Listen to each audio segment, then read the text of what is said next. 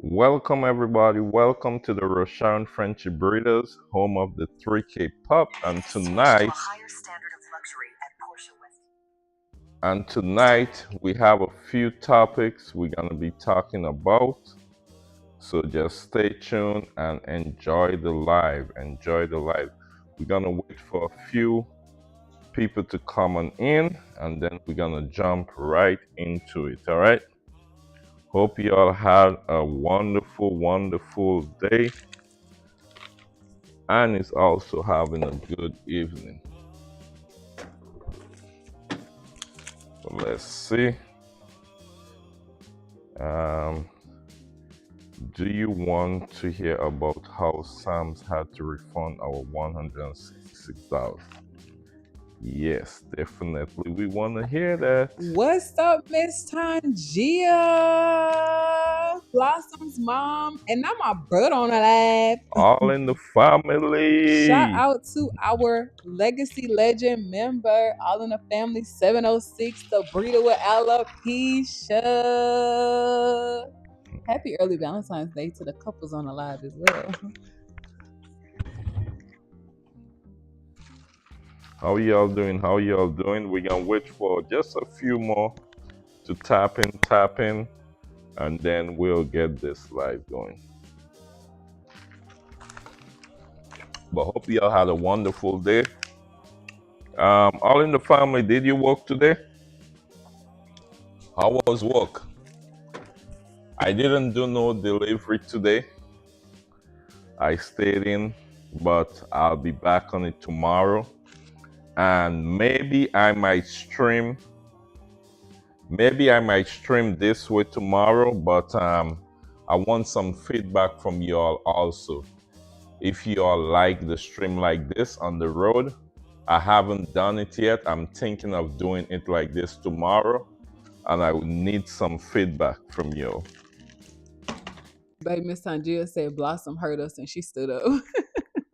Blossom did what? She heard us. She said me and Blossom are watching. Oh, She okay, okay. said Blossom heard our voice and she stood up. Nice. Blossom girl, pretty girl Blossom, pretty girl Blossom. Miss Angie, I used to sing to her all the time. Wait. All in the family, you work what? 14 hours? Yeah. Hey, Uncle Sam gonna love you, all in the family. Ooh. Oh no, but he changed the tax. I think he changed the tax thing now. So yeah, Wow. 14 hours is a lot of hours, bro. You might need some rest. Might. He ain't got no sleep tonight. Tomorrow, Valentine's Day. He ain't going to sleep tonight. Shout out to pretty girl Blossom. Hold on. Wait, all in the family, why you said 241 and growing? Why he said that, baby? 241 growing 241 subscribers. Yeah, that's what he's saying. Wow. Yeah. So, bro, good marketing will do that. Ouch, this little boy is biting me. Good marketing will do that because JD has a surprise for y'all too. Miss Tangia said work is good. So let them know what we're doing tonight, baby. So first of all, you guys know this is some of the Sam's order came in. We got a couple more Sam's order. I don't know if y'all able to see it over to my far right. And then we had 4 pee pads came in today, 2 wipes, and 4 dog food supposed to come. So when I heard someone at the door, I checked the camera and I saw this young lady was there offloading the pee pad and the wipes. Then I went to the door after a while. I noticed she was still there. So I was wondering, like, why is she still here? Then I see her watching the camera. She went back and forth in her car, checking her trunk. But apparently what happened is she couldn't close off the app, and then she called support, talking to support about her delivery. She couldn't close out the app. Guess what happened? She snapped the picture after, and the picture says that she delivered 4 bags of dog food. Okay. Thank y'all for liking the live stream. We just saw it through. And this is the dog food that we use. Members Mac. So the picture says that she delivered 4 bags of dog food, 4 cases of wipes. No, sorry, 2 cases of wipes and 4 pee pad. Mine, she only delivered 2 cases of wipes, 4 pee pad, and no dog food. And the 4 bag of dog food came up to $160 something. So now we trying to figure out like what's going on. So my wife had to call Sam's and let them refund us our money, which they say is gonna be in our account in the next 7 days. So we gotta make sure that they put back that money in our account. But yeah, that was it's a good thing we catch it, because maybe if we had waited a few days more, they might have think that we really had got the dog food. But anyway, we had to reorder dog food again, Okay, baby. Come here. and they bring the 4 big bags. So we just here offloading some of the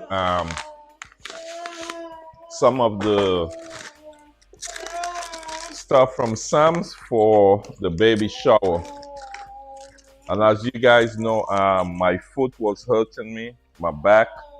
I got some Epsom salt from Sam's. Very good price. Or did your helpful wife think about you and get you some extra? I was like,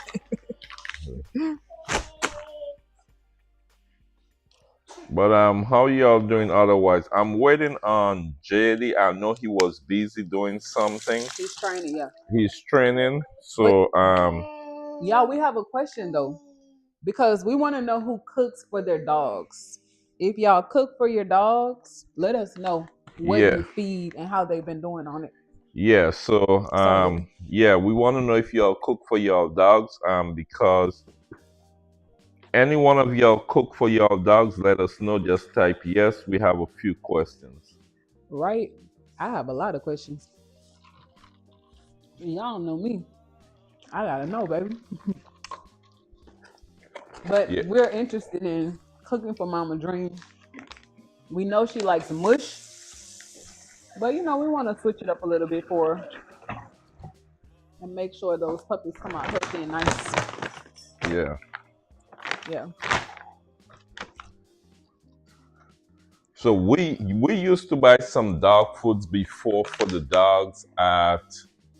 We switch up the dog food couple times, but I like this Members Mac brand, because you see it have beef, brown rice, peas, all those good stuff in here. It got a good, and this bag has an expiration date. It says, oh, this one says November 26th, which this dog food will be gone by then. I think I saw one say 27. But when we used to buy dog food from Tractor Supply, it never had the expiration date. Yeah, we didn't like that. I find that was strange that it don't have an expiration date. I don't know if I'm able to see all. Yes, Mr. Say vegetables. Okay, let us know when you say vegetable. Okay, sweet potato as a treat. Okay, Oh, nice. all right, Oh, yeah. babe, show So them. We just got the bag of sweet potato. so Okay, baby. so you buy this sweet potato and cook it? Because why we asking is we want to introduce them to cook food, but still we're gonna be feeding them the regular food, but It'll be toppers. it'll be toppers. Yeah. So I'm trying to figure out and get your opinion because I want to start tomorrow if possible. Um, I was thinking of rice. I was thinking of sweet potato and veggie. Oh, Okay, so Miss Tandra, wow. the vegetables you buy for them, is it the mixed vegetables, the frozen one with carrots and broccoli? Let us know. Somebody message was retracted. I don't Okay. know why.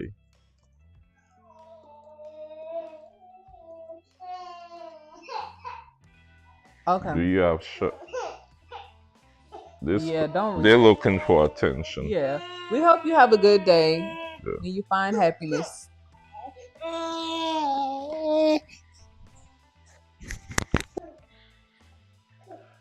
Yeah, Miss Tandra, let us know if is the veggie the frozen one you buy for them, and if you cook it or steam it, like how you do it. Frozen, okay. Does it have broccoli in it or just peas and carrot? Because I'm planning to go to the store tomorrow morning and I'm gonna cook a little bit for them. I'm planning to do some rice. I got the sweet potato here. Frozen steam. Okay, yeah, all right. So that's good. Okay. Um, all in the farm says, No, sis, you want me to say no, bro. something to them, train? No, bro. No, let them have it. So you know what we're gonna do? Even now, all in the family, some of them, don't worry. You see just how that guy came to your life the other day. If once we know there is scammers or anything like that, we get rid of them. But some of them they just strolling, they having a bad day, nothing to do. Leave them. Oh, she says she doesn't like rice. Oh, Blossom. Okay, Yeah, yeah. Blossom. Oh, she also doesn't like bananas. We don't Yeah, know if she that's doesn't like changed. rice, she doesn't like banana. Yeah. But what I will do tomorrow, I will cook a little sweet potato, I will cook a little rice, and I will get the steamed veggie and I'll give it to them as a topper and see how they do with the rice. Yeah. Yeah. Some people use gravy too, but we don't know. Yeah, for gravy, yeah, I wonder how that gonna work. Yeah, because we Oh, don't give them chicken. What kind of right. Baby, can you check that dog food that's up there and see if chicken is in it? Cause that's gravy. this one? Yeah. See what's in that. This one say for sensitive skin and stomach. Look at the Lamb ingredients. and oatmeal. Oh, show them real quick. The brand, not sure. That's a Purina Pro Plan. Yeah, we don't really. We had buy this. What we had buy this for? We were feeding them that. Yeah. Like, yeah, like a Okay. year ago. I Let think. me see. Is it expired? No. Okay.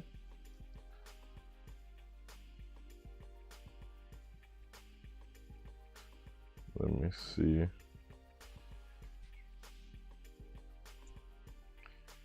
This thing is in Can you see it? French. Oh, okay. Oh yeah, I still have the music a little loud. So Let me turn it on. so it says here water, liver, lamb, rice, potato, oatmeal, beef, corn oil. Okay. That's it.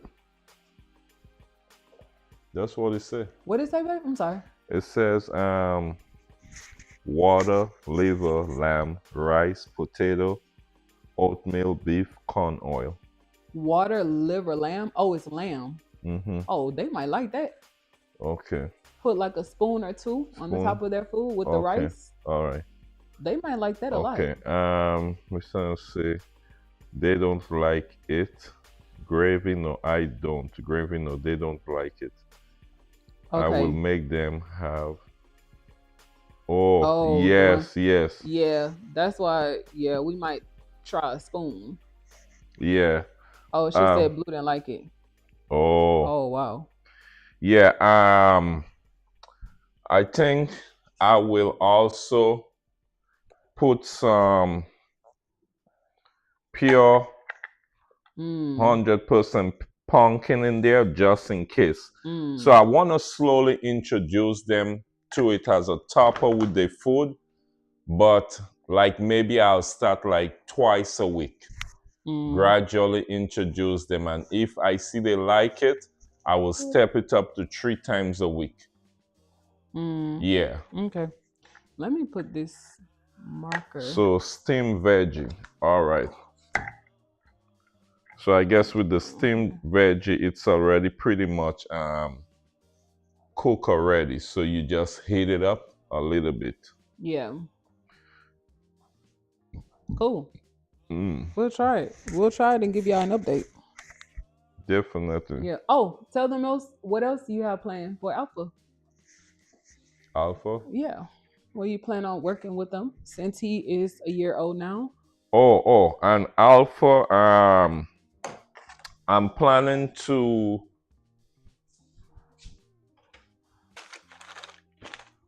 I'm planning to pull Alpha every Saturday right now.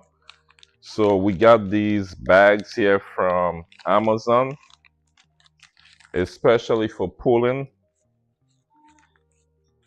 And then I will do a live where we will test his sperm. So he just turned 1 year. Yeah, January 25th. Yeah, he just turned 1 year. So this is the bags here. So I'm gonna start pulling him from actually tomorrow. Tomorrow I'm gonna do the first pull and continue pulling him because he will be he's actually our only in-house stud right now. So um Yeah. So she Mr. And just said, say how about chicken? We don't some of them kind of allergic to chicken.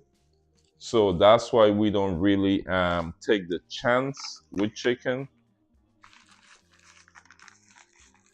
yeah. Yeah. Yeah, Charm was the only Frenchie at the time that we knew to have a chicken allergy. I think Dream did fine on the chicken. She didn't show any visible signs. We didn't have Blue Blossom and the rest of the clan yet. We hadn't had them yet. Hmm. But Charm broke out really, really, really bad as a puppy, and we didn't know what was going on because his breeder was feeding him chicken. Like the whole litter, they were on a chicken formula. And then when we brought him home, he freaked out. But yeah, that was a bad time. We thought we were No, gonna what lose you? Charm as a puppy. But yeah. So guys, quick update on Miss No, Dream leave her. Girl. She is now 26 days pregnant. She's been eating slowly. I think she's been enjoying the pumpkin in her food. Babe tried to put it on the top. My girl said no, still. So he mixed it in for her, and she's been eating. She just ate bananas, some hand-fed bananas. So that's good. 4 months pregnant now, 26 days. It is crazy to even not 4 months, Lord Jesus. A month, 4 weeks, 4 weeks pregnant, 26 days. I feel like I'm not as nervous now because we've ordered majority of the stuff. So even if some stuff is on back order, it's okay. But I'm not as nervous as I was before.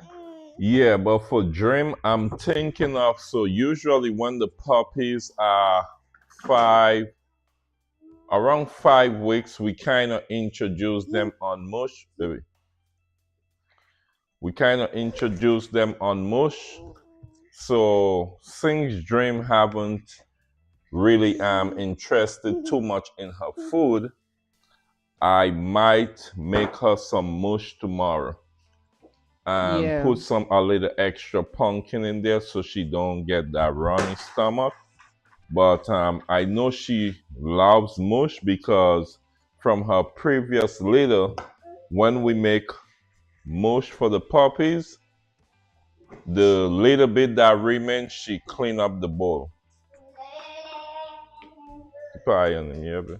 Thanks so much. Yeah. Thanks so much, Miss Tangia. Yeah, I have a headache again. I Papa, need more leave that. rest. Thanks, Miss Tanya. Y'all, listen. I don't know if y'all know, but when the babies turn 9 months old, it's hard on moms. It's hard. Y'all, the baby is 10 months old now and he is everywhere. He gets into everything. And trust, Dream and the baby. And y'all look at my husband in the kitchen washing dishes. I don't like to see Babe washing dishes. It kind of hurts my heart because of how I grew up. We didn't really see men in the kitchen, but he's been trying to help me out, y'all. He's been trying to help me out as much as he can. But we just vibing out tonight, to be honest. Babe was just unpacking some of the stuff. We wanted to come live, give y'all an update on Dream. Oh, I need to refill her water. But that's what's going on tonight. We're just happy to be alive. What are you saying there? But if somebody want to come babysit for me, if y'all feel sorry for me, I Yeah. understand. And as you all know, we have one more week. Then it's gonna be the baby. The babies are learning as well. Yes, yes. Trust. So when we had our last leader, Trust was actually a baby, and he wasn't too much into the dogs. But now he's 2 years old. He's more into the dogs right now, especially Dream. Oh yeah. Dream is his good friend. The little baby was a little if or not, but slowly but surely the baby getting closer to Dream. Yeah. But while I have y'all on the live, before y'all have to dip out, let me show you guys the progress that we worked on today. For our members. Well, I'm not sure if I'll be able to get to it right now because I'm holding the baby. Let me see. And then as you all know, we got one more week and then it's the big day. So maybe we'll see. Maybe you all might not see it. We'll see. Me and my wife will talk and see how we're gonna do it, but it will be my birthday and our wedding anniversary on the same day. So we will see. We might go live that same day, showing y'all our whole day, or maybe in between. We will have to coordinate and see how we're gonna do it. Yeah, if y'all want to watch the kids for us, we understand. Don't all rush in at once. We definitely understand if y'all want to watch the kids for us. Okay, y'all. Brief intermission, brief intermission. Let me show y'all some of the stuff that we've been working on behind the scenes, guys. Let's see.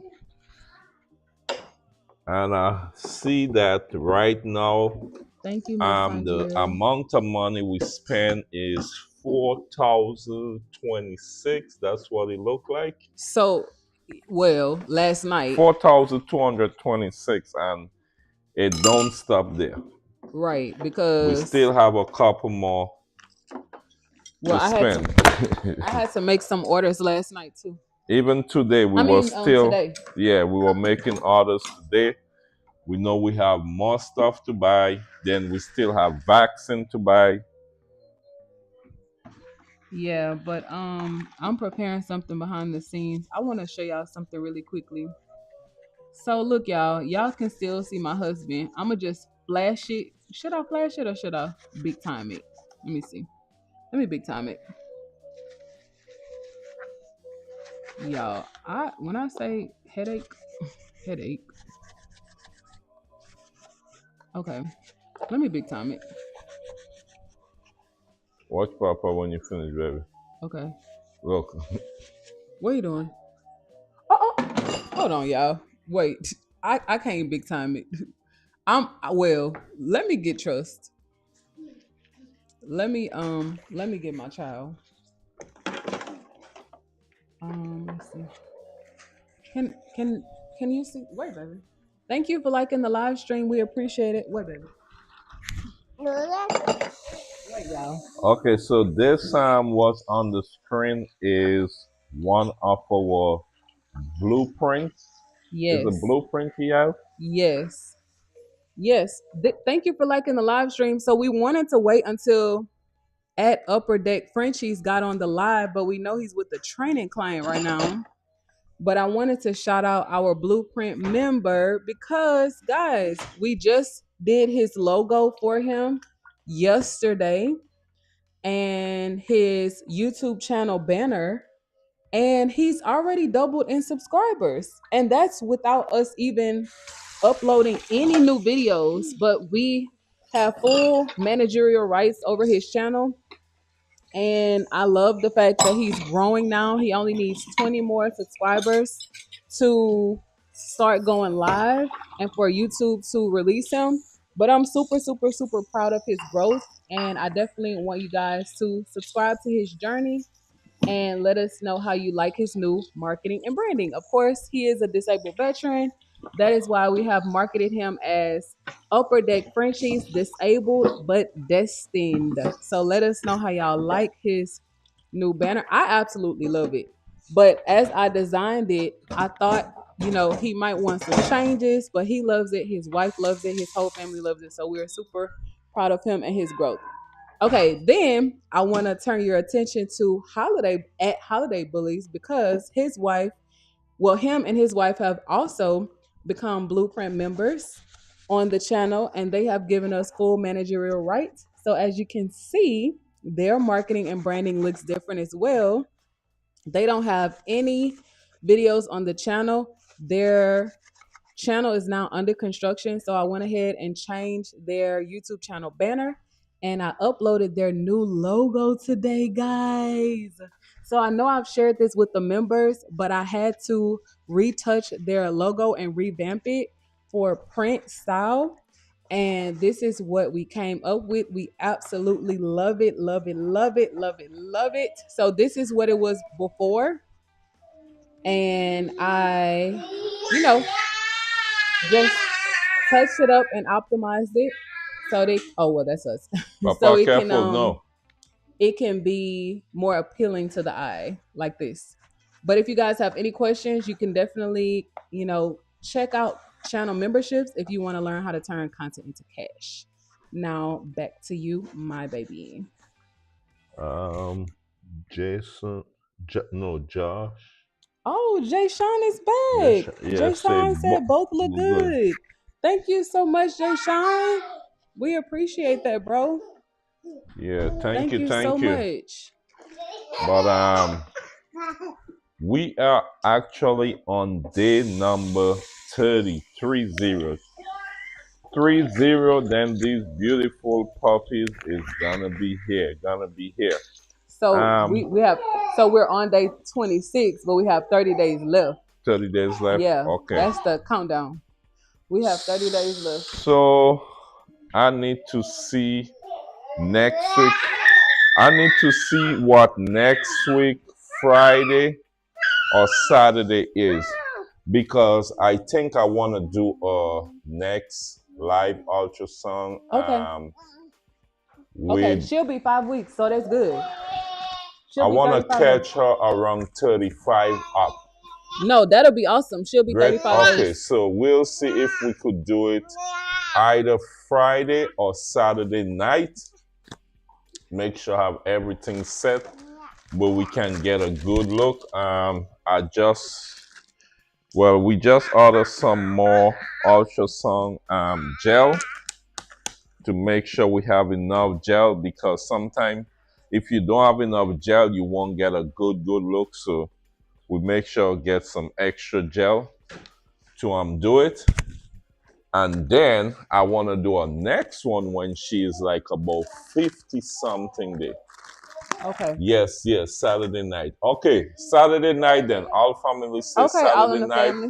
And I guess Okay. a lot of people will have time around that time. So Saturday night I think will be a good time to do it.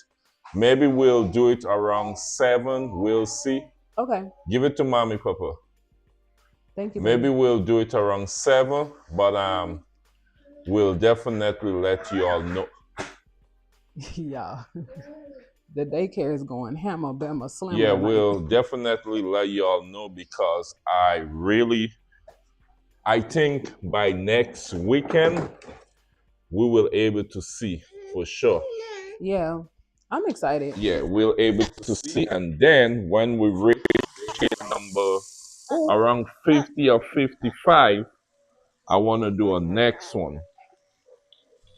Yeah. Bro said I could. Oh, I need to change the caption on her banner to say I am pregnant. Not I think I'm pregnant.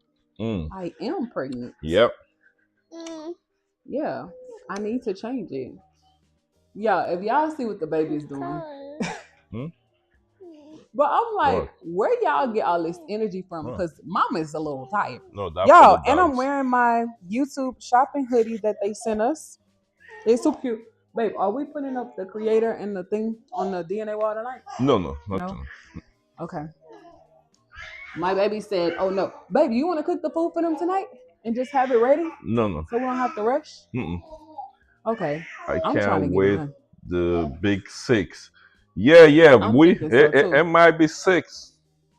It might be 6. We'll see. Yeah. I'm thinking 6 so too. is All in good. the I'll family. work with 6. Yeah. I'm ready. I'll work with 6. No, leave that. Yeah. But how are y'all feeling, guys? What all did you accomplish this week? This is a very chill live. What all y'all accomplished this week? Because I know this week, this week came and left so fast because we were so busy. But I'm Uh, proud of us though. and for tomorrow is gonna be a busy day, because also I won't pull Alpha live yet to show you all. I'm gonna continue working with him, but I will let you all know tomorrow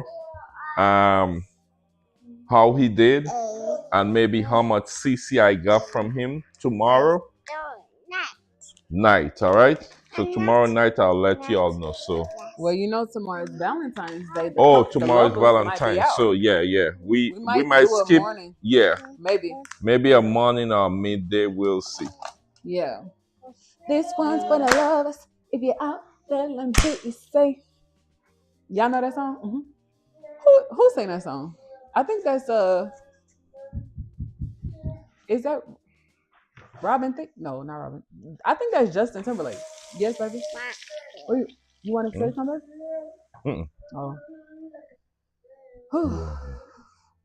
Yeah, I'm so happy we got that live ordering session done last night, because if I would have put it off to tonight, baby, I would have wanted to put it off again. I'm so happy we just pressed through and did it, because I feel like this is just the season of being LS high. Okay, whelping season is here. Yeah. Oh yeah. Tomorrow we'll go live in the morning. Okay. We'll try go live in the morning, because for Mama Dream, I wanna try make her some mush tomorrow. Once she eat it, that'll be good. That'll also help the puppies also. And I want her to put on weight, because usually when they put on weight, if we usually when we know her cycle, or we know her cycle is gonna come, which sometimes it don't come the time it's supposed to come, we push more and more food on her. And once I saw that her cycle came down, I was pushing food on her. She was eating, eating, eating, eating. But now Mama gets so comfortable in her whelping box, her bed, her covers. Look, she don't even want to eat. Just lay down in there, sleep, and relax. She don't even have time for food anymore.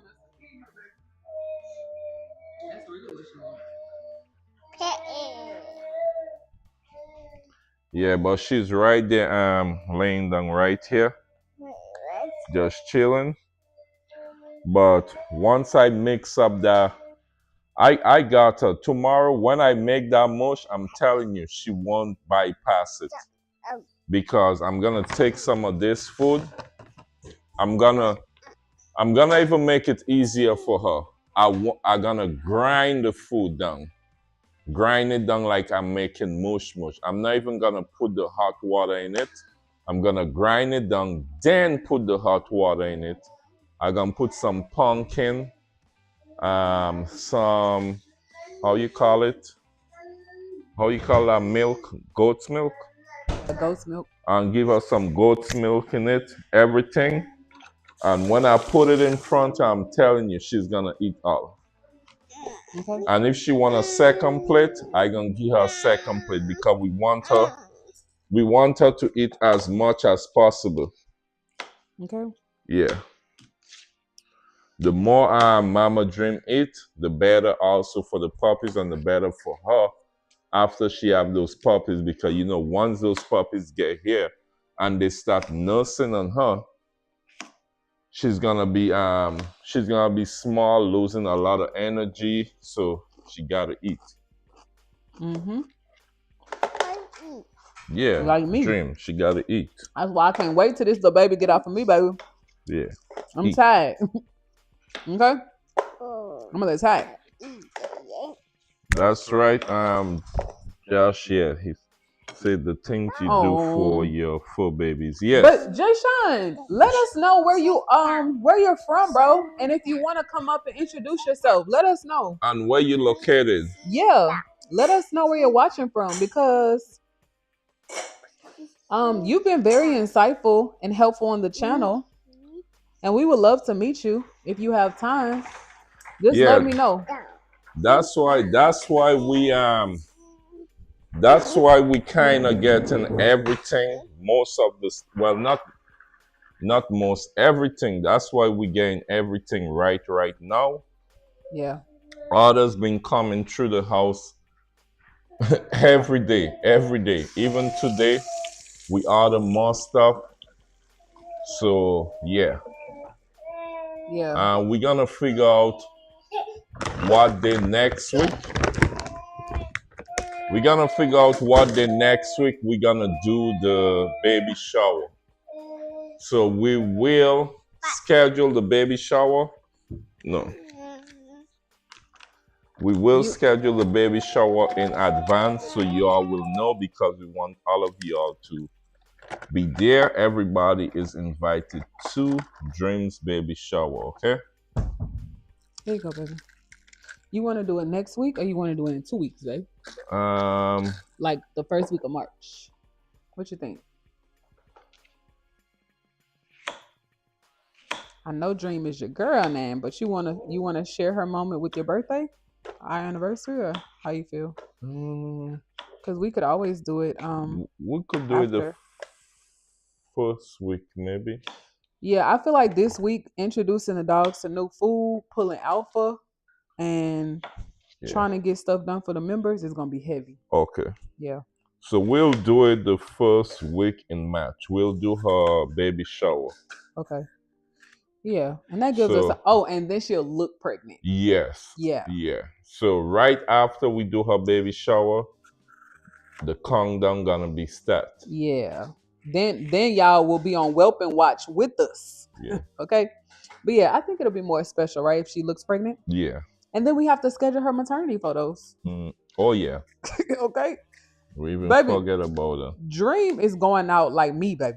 Oh, and we forget to order her picture, her photo. I have it. I have it on the to-do list. Oh, Do you want to? I have a remind me question. after the live because Okay. I have to order some extra food also. Okay.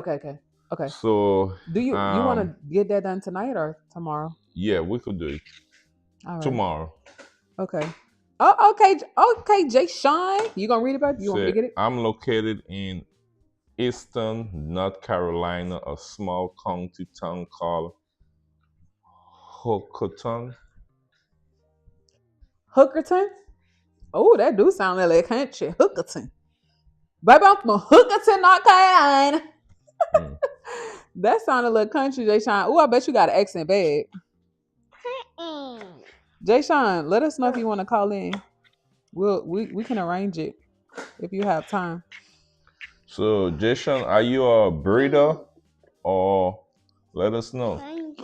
Yeah. Do you have Frenchie babies yourself? The community is growing, guys. It's kind of hard to keep up with y'all sometimes because y'all all over the world. Yeah. But if anybody want to call in, y'all let us know. All in the family 706 touchdown. Let's get a check in. You want to pass? Okay, good. We need some of y'all energy tonight. And I'm trying to make a little salad. Miss Esperance. Not Miss Esperanza, Miss Esperanza, not Miss Esperanza, Miss Esperanza. Guys, evening, Miss Esperanza. How are you? Oh, he's here now. Upper deck Frenchie. Oh, my brother. That's my brother. That's my Upper deck my brother. Frenchies. We was just talking a while ago about planning on introducing tomorrow. Yeah, Daddy gained all. You see the white beard? Daddy still fine. Trust. Don't play with it, now. You see the white beard? Daddy gained all. Don't play with it too. White Daddy beard. just seasoned. Okay, so upper deck. We was talking about. I'm planning tomorrow to cook them some sweet potato. I'm thinking of doing some rice and some steamed veggie for the first time as a topper on top of their food. What do you think about that? Slowly introduce them, at least twice a week until to see if they like it. And then after that, I will go like 3 times a week. But again, as I said, it will be a topper on top of the food. Mr. Esperanza says, well, hope you all are doing great. Yes, we are doing great. We're doing Thank okay. you. Thank you. Just a little tad. It's whooping season. But upper deck Frenchie, for now I'm not thinking of doing any raw, just sweet potato, rice, steamed veggie as a topper on top their kibble for now. Yeah. What do you think about that? Because we trying to get Alpha Boy ready. Yeah, we just found out that Alpha is the Coco Isabella son. What? Well, we didn't find out. I guess it's been a while since I actually looked at their DNA. He said it will be good for them. I think so okay. too. I think so too. Are we gonna go live and cook that for them tomorrow, or how do you feel? We'll see. Yeah, we know tomorrow's for the lovers. He said, just said, I have a few minutes. I'm not currently breeding currently. I'm looking to have my first litter of Doberman. Hold on. Let me put his comment on the screen. This year, I've had a few litters of other dogs before though. Oh wow. Okay, nice. Okay, so he said I have a few minutes. Oh, okay. Y'all. Okay. Let me put the invite link. So they won't be able to click it in the chat, but I'm gonna actually create a post on YouTube and they'll be able to click it that way. Okay. So upper deck Frenchie, I got one question for you. Do you think the sweet potato rice and veggie is okay, or just do sweet potato and veggie, or just do rice and veggie. Let me know, bro, which one you think is best. Or should I do all three? Because I see you say not too much starch for them. Hmm. Oh, Or do so we I? have puppies that we want to thicken up. So we want starch, but I see what he's saying, not too much because we don't want them to be constipated. It's a good blend to start with, just in small portion. All right. Okay. All right. I got you. So then I don't need to cook a lot tomorrow then, because it's just tapas and, as you said, small portion. Okay. All right. I hope they like it. We'll keep y'all updated. Yeah, I hope they like it. Yeah. They greedy anyway. But Yeah, I'm trying to thicken them up also, but I'm kind of scared with the raw. yeah. I know they will eat it, if you introduce it to them slowly but surely. I know they will, but maybe Okay. later on we'll see. But that's one of the plan for tomorrow. Yeah, after I finish my Amazon Flex delivery, I will come home and cook that for them. Also, Upper Deck Awesome. Frenchie, I know usually you always I know you always tap in on the live with me in the morning. When I go live tomorrow morning, I want you to take a look at the live and let me know. I'm gonna stream um vert- Yeah, vertically. Okay, vertically okay. tomorrow. I want some feedback on paid to deliver, okay? So I'm I need coming, my baby. some feedback from y'all tomorrow on paid to deliver in the morning.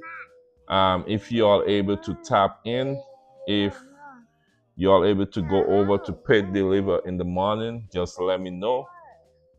During the live, let me know what you all think about vertical. I've been streaming the other way around, but I want to try it like this tomorrow. Thank Yeah. you, bro. Thank you. Appreciate it. And then Okay, baby. Yeah, the baby is so sleepy. Miss Tonya say, perfect, yes. And Upper Deck French say, when you feed them raw, you have to warm every 30 days. Okay, deworm them. All right, understand. Miss Tonya say, yes, goat's milk, yeah.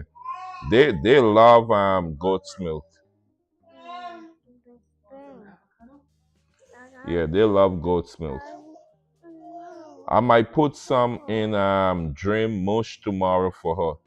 Since this morning I put a little hot water in her food and let it sit for a little bit. I will take that after.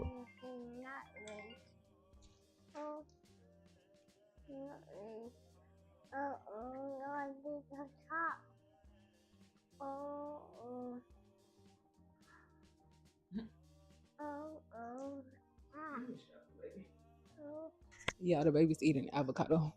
He's so greedy. But let me strap him. Oh, we have a question. Okay, Did let you me see it, babe? see. No, I was. Oh, JD asked if you feed. No, he said when you feed raw, do you have to deworm every 30 days? So I've never heard that No, before. he Have said you? when you feed raw, you have to deworm them every 30 days. Oh, I saw a question mark.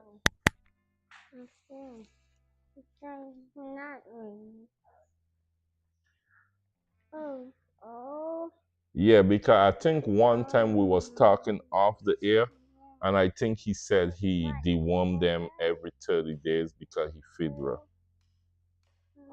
Mm-hmm. No, no. Well, Tiffany feed raw. Yeah, I'm not sure how often she be working. Mhm. She feeds a raw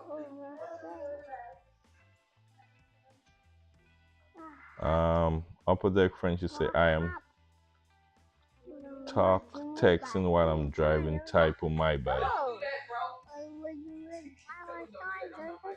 No, so he's talking. I do it sometimes. Yeah. So yeah. Mhm. Yeah. No problem. That's fine, bro. I understand. But tell Upper that I say congratulations on his channel growth. Yeah. Congrats. The channel looking good. You just need your shirt now. I need that 50, and YouTube release you, and you're good to go. No, that's not for you, baby. That's it. No, leave that.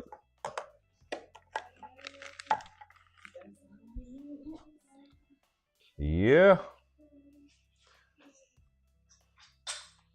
But it's gonna be a busy week this week, a busy week next week, and then by time 2 weeks, Dream, you'll be what? You'll have what, about 20 days? Man, time going fast, boy. Upper deck Frenchie say I had to change my raw blend because I don't want liver in my raw anymore. Okay. Please educate us, and I apologize. I Yeah. half saw your comment.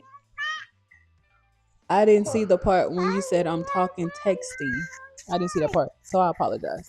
Okay, Upper deck Frenchie, tomorrow, if I get some time and you're not busy, I will call you. Maybe we could talk for at least 5 or 10 minutes of your time. I could maybe ask a couple more questions about that. Um, with the raw, we're not quite ready yet. I'm gonna introduce them to. Oh, the link is not working. I'm not Okay, for sure if the link is working. it's working. Oh, so Jay Sean, if you can hear me, you have to open it in Safari, not Google Chrome. All right, I don't know if you heard. You have to open it in Safari, not Google Chrome, Yeah. and it will work. Mm-hmm. But it's exciting if you want to come on and just introduce yourself. That would be fine.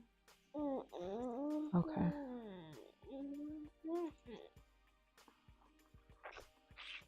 And even if I know sometimes not sometimes, if you're not on a computer, your phone probably won't let you click on the link, but if you take a screenshot and then copy the link, paste it into Safari, you should be able to join that way.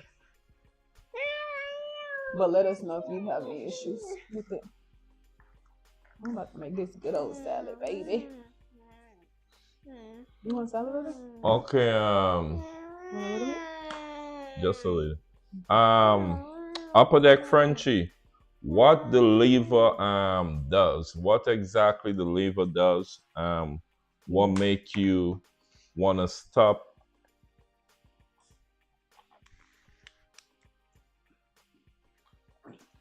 Okay, Upper deck Frenchie say yes, sir. Anytime, much as you all have helped me. No Oh, problem, bro. I yeah. appreciate it, man. I'll just either if you have time. So I will send you a text if you have time. I just need 5-10 minutes. That'll be tomorrow.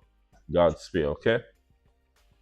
Just wanting to ask a few questions about the raw feeding.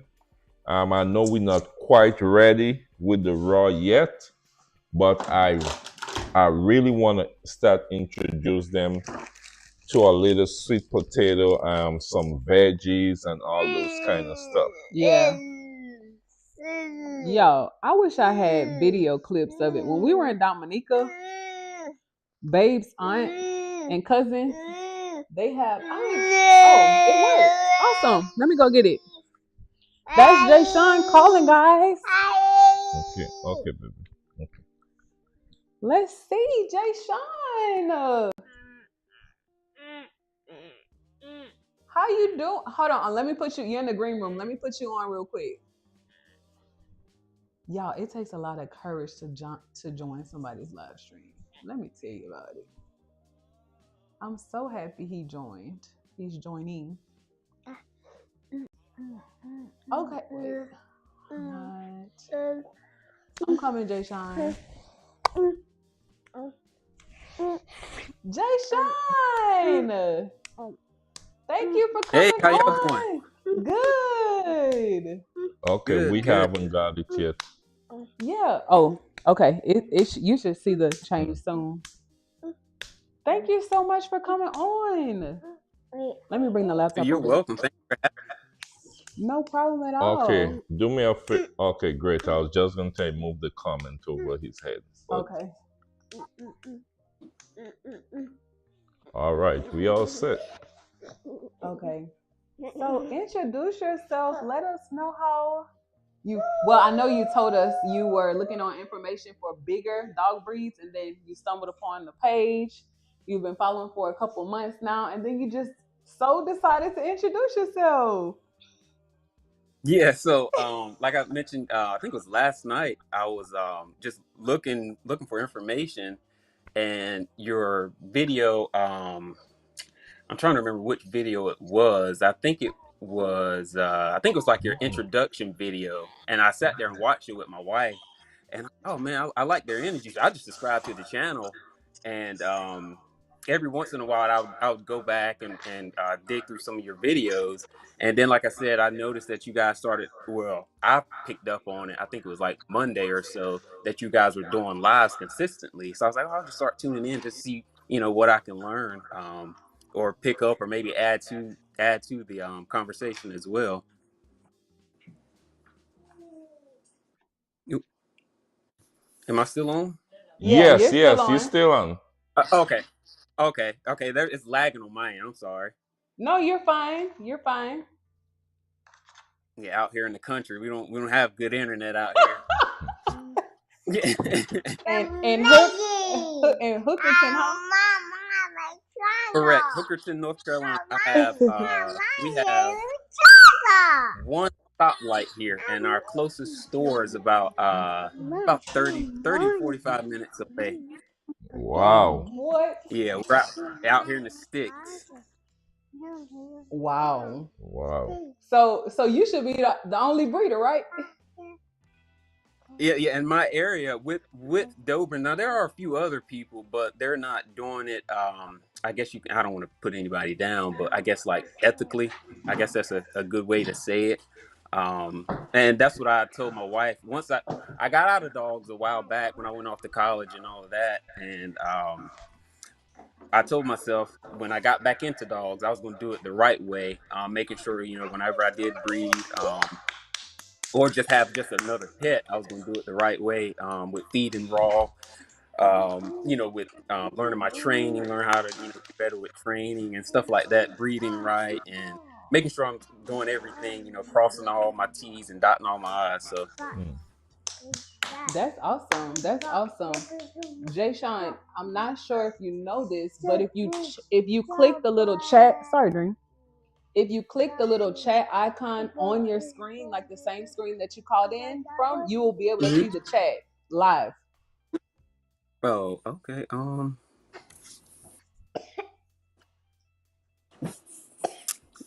I think it's at the top right. Right. It's I'm at the sorry. chat. I'm using my wife's iPhone, so I do not know how to work this thing. It's Okay, okay. that's It's fine. That's yeah, fine. it's the top right button. But if you can't find it, it's okay. We just wanted you to be able to see the chat. Yeah, Okay. Yeah. I yeah. And I heard you say your internet service. So we actually just upgrade to fiber. Yeah. hmm We the reason why we upgrade to fiber also we do a lot of streaming. We got a lot hmm of device, so fiber is pretty fast. The one Yeah. we got is really Okay. really fast, so Yeah. it's Really. good Yeah, for they had. us. Mm-hmm. they hadn't quite made it out my way yet with fiber, the fiber internet. I know my neighbor, he lives probably, I'd probably say about 5 to 10 miles away from me. I seen him today. He told me that they were actually coming by his house to put down the line. So hopefully they'll start working our way, and we can get some better internet. No, we definitely understand. We Yeah. definitely understand. Yeah, But I do appreciate you guys doing these lives though. Like I said the other night, definitely picking up a lot by tuning in. Seeing the different products and stuff that you guys use. Um, with your Frenchies, like I said, I know we're in two totally different breeds, but there's always something that you can learn if you're willing to slow down and listen, or maybe not even learn, but you can always add to the conversation, add value in some way. So, that is so true. oh, But you, the liver. Oh, go ahead. no, no, no. I'm listening. I was gonna say the liver because I feed raw, and my dog, I recently, probably last year sometime, I quit feeding him liver as well because it's very funny to feed liver. Too much of it turns the poop black, um, Mm. and then it's full of vitamin A as well. From what I've read, if you give a dog too much vitamin A, especially with my breed, it can be a harm to them. So I was always struggling to know how to feed livers. I just quit feeding it. Because like I said, it's very funny to feed to your dog. I don't know about Frenchies, but I know within my breed, it's a little bit funny to feed. No, Mm. Frenchies. Frenchies will eat anything or everything, but they shouldn't. So Right. we, yeah, we have to be very mindful of what we introduce. Because I feel like when your dog starts going down, it's very you have little time to save them. So we don't even want to introduce problems. They're fine. We just want Right. them to have more healthy food. That's the only thing. So we don't want to introduce a whole lot of stuff and then have to deal with reactions and skin issues and stuff like that. But Right. Right. yeah, but we're new breeders and we're always open to learn from other breeders, new and old. We don't discriminate. But it's funny Right. that you said you wanted to join the conversation because we were kind of inspired to breed watching golden doodles. So we didn't even Okay.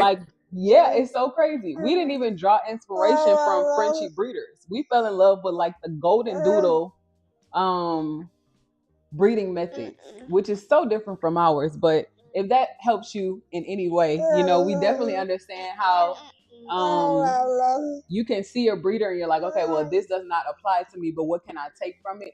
I understand.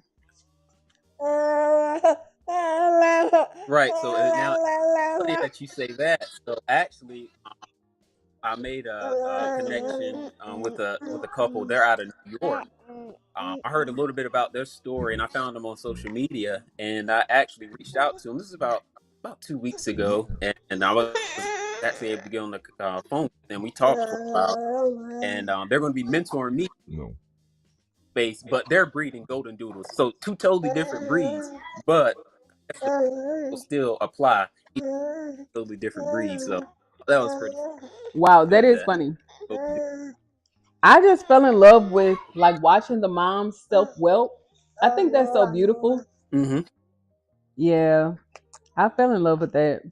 And it makes it easy on you as breeders as well. Yes, you still have to go in and check on the moms, and you're up probably every 1 to 2 hours going in. But when you have a mom that knows what she's doing, it Are you makes your eating life anything? a whole lot easier. I've dealt with a I mom want that to fix my that probably pancakes. should have been bred, Oh, but she was bred anyway, pancakes. and she was not fit to be a mom. She would step on the puppy. She didn't want him to Oh, nurse. She wanted to go oh. outside and play. She wanted nothing to do with the puppy. So it does make it easy when you have a mom that can self whelp and take some of the load off your plate as well. Yeah, that's definitely true what you said.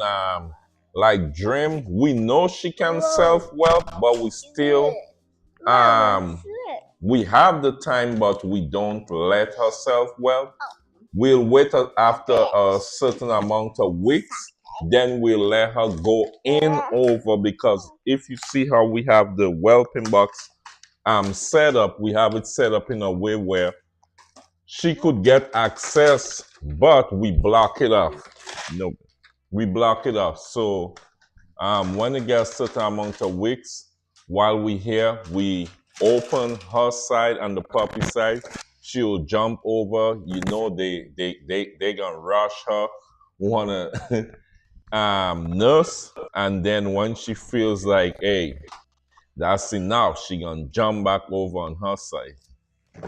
But she's a Right. great What? mom. And I wanted to ask. I'm not for sure if you said it in another video, but what was the name of that whelping box that you guys use, Oh, or you what did brand? ask that. It's Sanini, but it's sold out. It's unavailable right now. Yeah, And yeah. I haven't found Uh, it any other place but Amazon.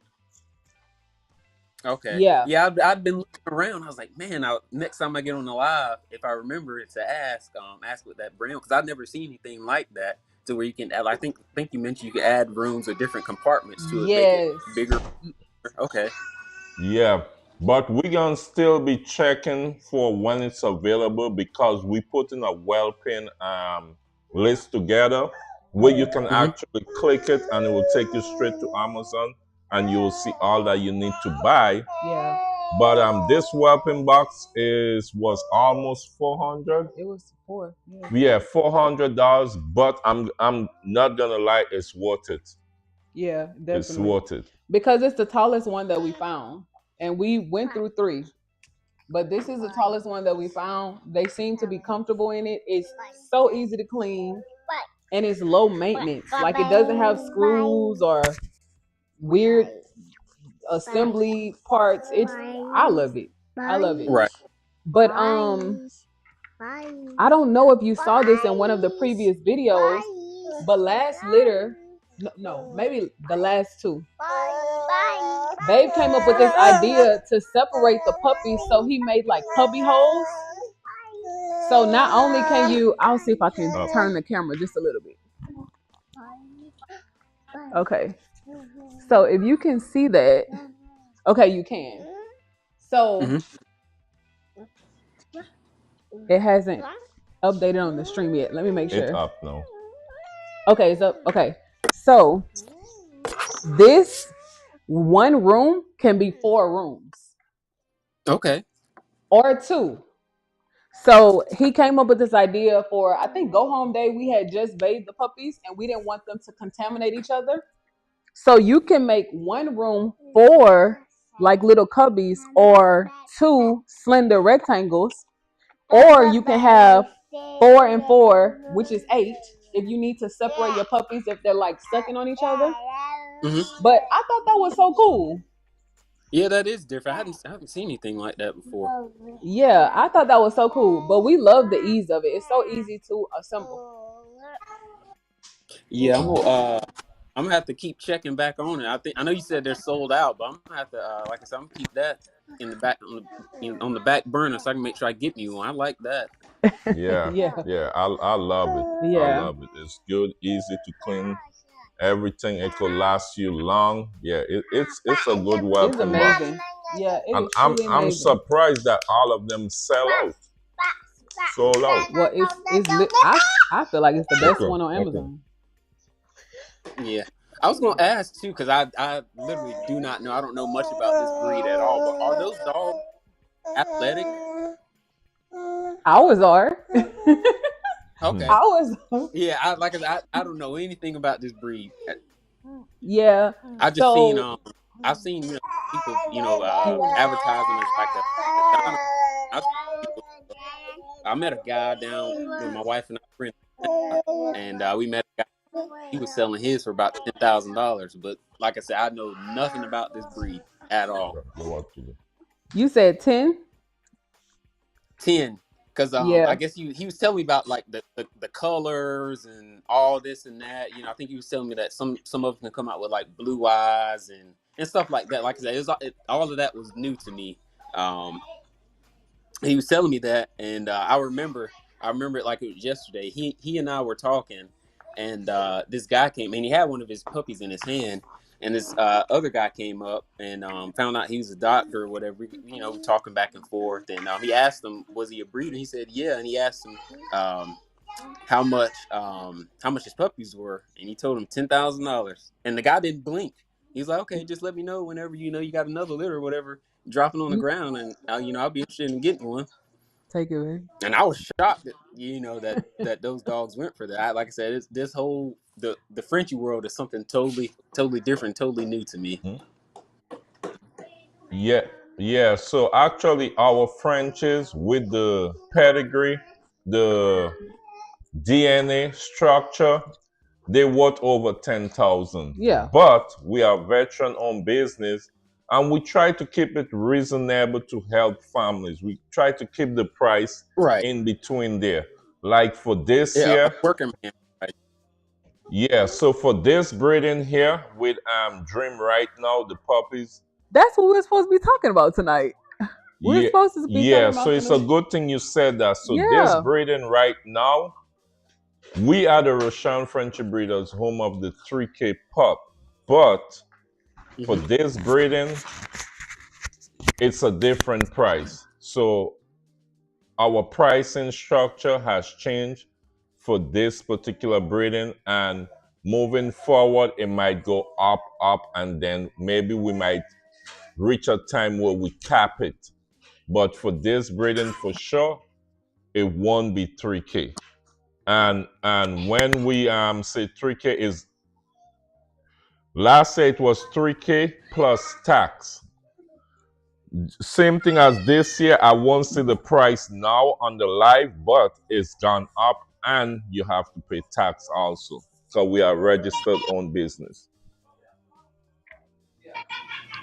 Okay, I understand that, and I definitely do understand. Your pricing changing and going up. From what I can see, I think you guys invested what 4,200 so far, and just supplies and stuff for this breeding. So I can definitely understand, going up a little bit on the price. Yes, definitely. Because usually all our rest breeding was in-house. We had our own stud, which we have a stud right now, but we're not able to use him.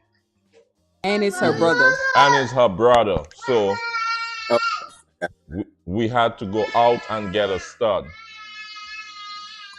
with this man, I'm trying to think of that stud. I seen him on one of your other videos, and he's a pretty dog. Man, is he based out of Texas? I think it was. Say that again? The stud that you guys are using, is he based out of Texas? Yes, yes, yes. Uh-huh. Yeah, I remember seeing him on another video. I can't think of his name right now. He's a pretty dog, though. Yeah. Yeah. Yep. Yeah. This breeding is special for so many different reasons because it'll be our first Merle litter. It'll be our first pied Mm-hmm. Merle litter. The first time we've actually stepped outside of our camp. Normally, when we want to work with a stud, we buy him outright and we bring him into the house and incorporate him into the program that way. But this was, the first of many. We normally do our own at-home AIs, like everything is done in-house. But we had to go back to the vet this time and do 2 TCIs, which were very expensive. And then we also received shipped semen for the first time. So everything was new with this litter. But Yeah. the baby Okay, is that's so sleepy. good. We wanted to talk about the pricing structure for 2026, but we hate to put ourselves Mm-hmm. in a box because you really don't know what can happen. So I'm happy Right. my husband kind of, rerouted the conversation because let's say Dream has 5 puppies, right? And Mm-hmm. they all come out Merle, right? Okay, we Right. test them, we identify our keeper or not. We're not sure if we're going to keep anything off of the litter. We have a waiting list, but it's like you don't really know what to price your puppies at unless you keep a running balance like we've been doing, and then you get that DNA back. So that's Right. And why this was the, I'm listening, Jay Shine. I'm sorry. I was gonna ask, was now the DNA that you're talking about, was this the test that you were showing last night on the live? Yes, yes, yes, yes. And the Okay. next thing I want to say, I was actually talking to a friend the other day who follow us on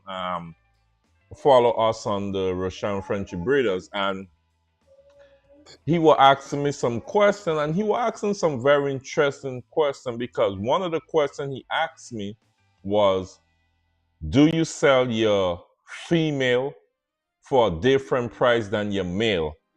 Which some breeders do. They have a different price when it comes to your male and your female, but we don't do it. But by right, we should be doing it, but we don't do it because Gotcha. it's a Can reason why. can I ask a question? Yes.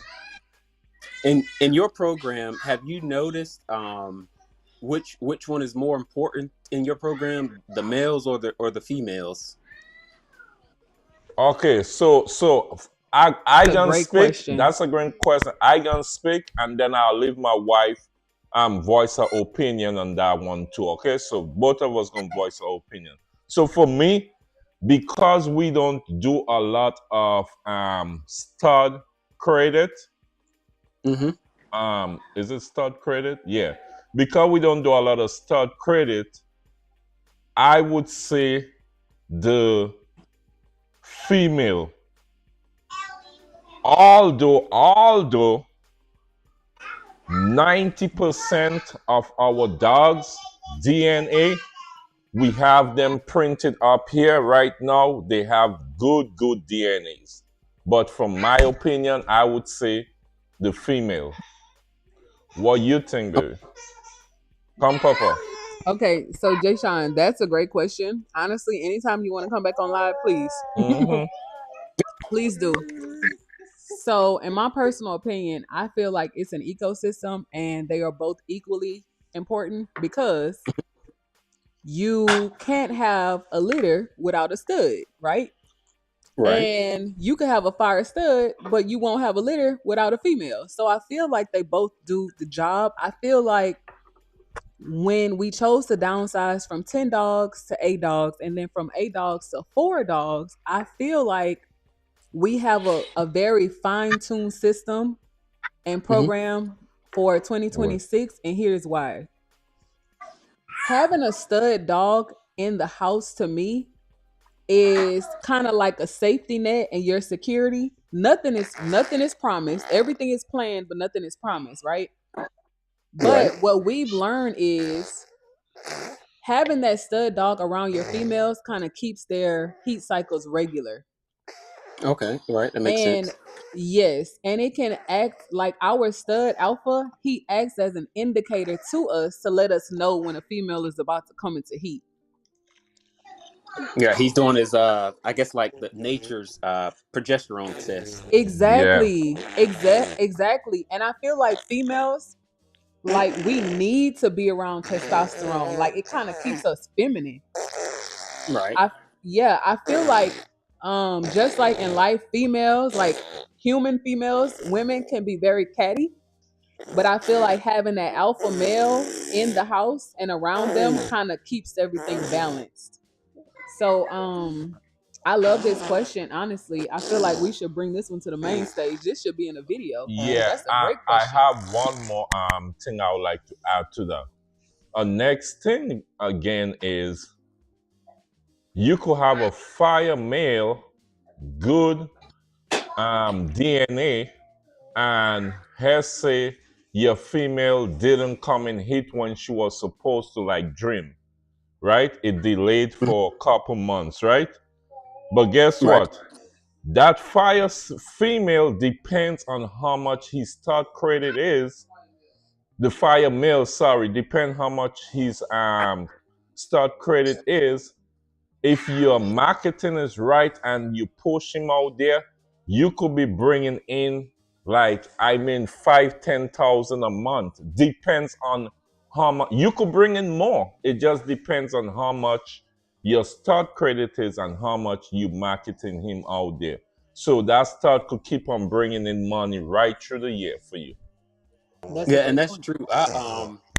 I recently got a ebook from a Doberman breeder. Well, he doesn't breed. He's actually just a stud service. He's based out of California, and Mm, he sent me an ebook on how he does his stud services, and just off one of his Dobermans, um, he was making, I think, right at 144 a year. And the way he was doing it was, I'm trying to make sure my math is right, but his stud fee was $1,000, and then the way he did it was you would pay him $1,000, and then let's say if you weren't good at marketing, he would market the litter all over his social medias and talk about it and promote that litter for you. And then so let's say you sold the puppies at $3,000 a piece, and you had 10 puppies, he would charge you 3% of whatever profit that you made from that litter.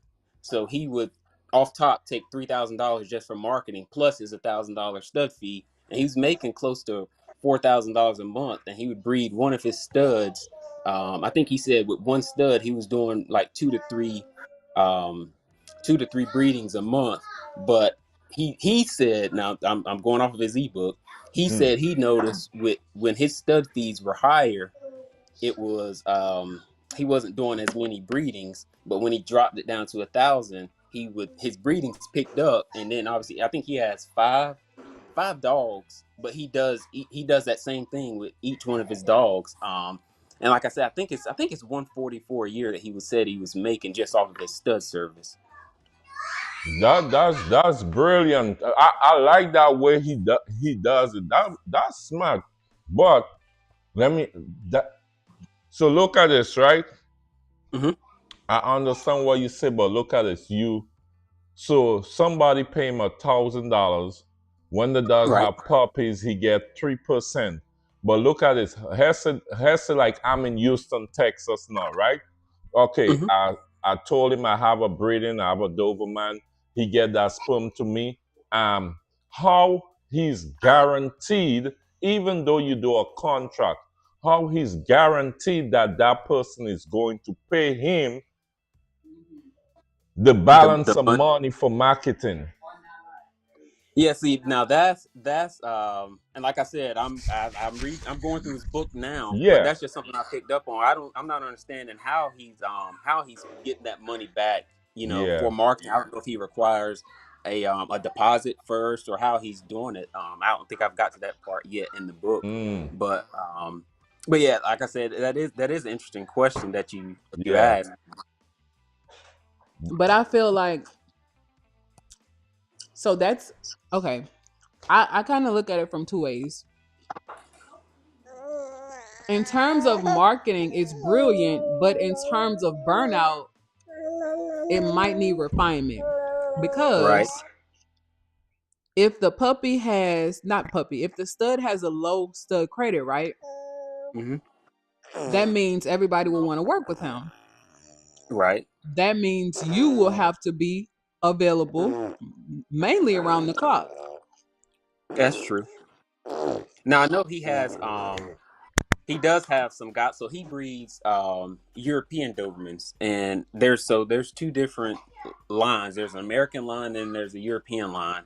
And so with his line of Doberman that he breeds, the European Dobermans, he requires that the female has to be a European Doberman.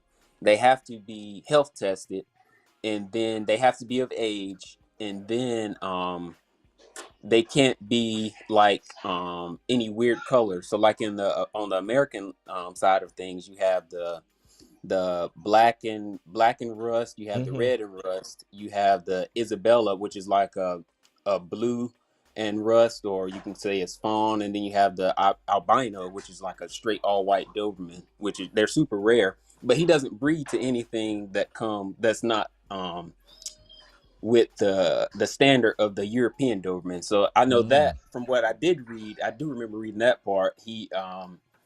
he said that does now filter out a lot of people from working with him if they don't meet those guidelines. Now, even still with his stud fee so low, I still like I definitely understand where you're coming from with the burnout. I'm not for sure exactly how he manages to do all of those breedings, within a month. Like I said, that still it blows my mind to try to figure out how he's doing all that in a month. So Yeah, I mean, very high output, but I would be yeah, concerned about our stud's health at that point. We're not right, knocking any breeder, we're just having a conversation. right. But in the dog community, it's kind of taboo to talk about these things, but we need to. You can Oh yeah, overwork a stud. Like I've seen samples where blood is in the sample right. Yeah. because the dog is being overworked. So we're not really into breeding for, oh well, let's see how much money we can make, and let's see, how much money we can get. Like that's not why we're in breeding. We're in breeding to get out of debt, retire my husband, teach other people how to get out of debt, stay out of debt, and then teach other people how to do the same. Like that's our motto. We want to get out of debt, stay out of debt, and teach others how to do the same thing. And if my husband just so chooses to retire, although he loves to work, that's solely up to him. But that's why we're in it, for the love of breeding, but also for the power of financial freedom. Because Oh yeah. whether you have a stud or not, right? There are so many ways to make money as a dog breeder. Like we have our own merch, we have YouTube memberships, live streaming, long form videos, short form. Like there are so many ways I find as a breeder that you can make money off of, like, not breeding, like not making that your sole focus, because we don't want to overwork our dogs. Oh, for sure. I know. I definitely understand that, and I definitely respect that.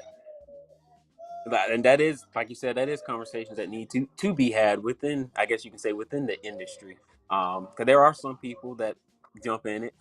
Especially I've seen it during around the COVID time when everybody was staying at home and everybody just had money to burn. I've seen people jump in.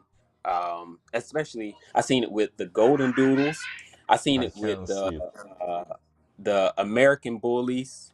There's a few other breeds where people just jumped in because they seen the trend, Oh, seen the I see market, it. and they jumped in and basically for the money, and then they realized that, oh man, this is way too much, and they started to just whatever I can get sell these puppies for. Let me just get rid of these puppies. And after that, they were done with breeding, but they jumped in for the wrong reasons. I seen it. They jumped in, because they seen, or I think I can make a quick buck, and got in and realized that this isn't something that I probably should need to be doing because you're not like you said, like you mentioned earlier, you're not in it for the betterment of the breed, or to make sure that your dogs have a good quality of life as well. Yeah, but Yeah. it's also a lot of work. Okay. And yeah, that too. Give us 1 minute there, Deshaun. Just where we just Jay Sean. Oh Deshaun, where we yeah. check the comment section, and we're gonna jump right back into it. Go Yeah. ahead. Des. Carso Cam, thank you so much for being here. I know this is your first time identifying yourself, but we have subscribed to your channel. Thank you so much for blessing the babies, the bulldogs, and the business. We really appreciate it. And then, not my brother on the live. Not my brother on the live. Okay, I guess the Grammy events are done because Mr. Charles Martin has some time for the little people tonight, baby. So, baby, So, Corso Cam said, "Thank you all for educating me. This channel is daily oh, I didn't even for see me that to comment. learn." Okay. Okay, so Jay Sean, we have, I'm not sure if she's a new subscriber, but she just identified herself tonight. She might be a new viewer of the live streams because like you said, you didn't even know we were going live. Because y'all might find content just by searching for certain things, and you might not realize that we are live streamers. We prioritize live streaming to do things like this to connect with you guys. So Jay Sean is here, guys. He is shedding so much light on the dog breeding community. We thank him for being here. I know he has a family and so many other responsibilities, but he's making time to shed some light tonight. And then shout out to Miss Corso Cam. I Oh, think she just had her first litter of 12. Charles said he was singing today, sis. Wow. Not my brother on that. Wait. Congratulations to Carso Cam. Upper Deck is still here, y'all. Shout out to our Blueprint member. Upper Yeah. Deck said great combo. And then Charles said it's your brother. I want to jump back on that conversation. I want to say something. So Okay. I like the fact that he's not breeding like your like he's not breeding to selling stock credit to any and anybody, and your dog have to be a certain color or standard. That's good. What I would do if we had a great if we create a stud was very rare stud, right? About In to. house. About to. Well, we might Yeah. for this later. Okay. Right? If we create a rare stud in house, look what I think I would sit down and talk to my wife and think we'll do. First of all, we's not going to his stud credit won't any and anybody can't use him. Yeah. That's one. Yeah. And also his start credit is gonna set at a certain price. Yeah. And for the year, I want us to have, if it's just 5 start credit for the year, is 5 and that's it. Because guess what? We I know. want him to be available for us too. Yes, but Yeah. not only that. No, I'm saying like in terms of overworking them. Yes, Yeah. but not only that. So the man who's selling the start credit for $1,000, right? Yeah. Let's say he got like for the year, let's say he got 30, 40 start credit, right? Mm-hmm. Guess what happened when those puppies born, right? It's gonna be a lot of brothers and sisters, right? Oh, I was thinking about that. Yeah. Exactly. So what happened now later on when you looking out to breed your Doberman, Oh my God. you have to be careful. Yes. Make sure that Check the that's pedigree. not the pedigree. Yes, check the pedigree. So that's yeah. the good thing about having a good stud and a rare stud. You can charge the price that you want, but you still kind of pull him, have him in house. You might start him out maybe 4 or 5 times a year, and that's good. That's good. Yeah, that's good. But I think that's a great convo. I like that question that you asked. I appreciate you for even taking the time to come on, but that's a very important conversation because look, everybody gonna be one to come to you to use your stud, but you don't let everybody use it, and you don't want him all over because look, it's gonna be like you're messing up the breed, and without knowing you are, because we don't breed half siblings for a reason. When all of these new disorders, like come on the scene, it's like how, like everybody's like how, but you're not checking pedigree. You don't know that this stud is this female's half brother. You don't know. It's a lot that we can say. We might reserve that for a totally different conversation, because sometimes, y'all, we get so much flack on Instagram. When I take the live streams and I clip these conversations and I put them on Instagram, y'all, Instagram and how they think I feel like the it's YouTube totally different. is totally different. I feel like the TikTok mentality, the YouTube mentality, the Instagram mentality, the Facebook mentality is like, they're so different. And it can be so frustrating at times, because it's like, although we love to have fun, we're entertainers, per se, we take what we do very seriously. So it's like when people take what we're doing and they twist it, or they try to make it seem like we don't care about the dogs, or like we're only in it for the money, or I know with Blossom, it was her first and only litter. We only bred Blossom once. That was our cream compact female. They were online saying we should go to prison. Why would you let her self-whelp? And it's so fascinating to me how people see one post and they just get to going. And it's like, Yeah, get a whole story off of it. uh, bro, a whole Netflix series, bro. Like what? Who said we let a Frenchie self whelp? We were home. She started pushing. The puppy came out. I'm not gonna leave our mom there, just left to deliver a puppy by herself. So I got in the whooping box with her to assist, and they tore that up online. They went crazy. Child Yeah, Um, it's said, weird. yeah. Very Child weird. said most breeders do that line breeding. Oh no, Mm-mm. yeah. Yeah, Yeah, and and that and that's another thing. When when you sell that puppy to a breeder, okay, or mhm. the breeder bring up that whelp that dog, bring up that dog, and breed that mom again. We don't know what he's doing, if he's breeding brother to brother, I mean brother to sister, whatever. We don't know. You see what Right, I'm saying? You don't know. Once Right. that puppy leave, that's it.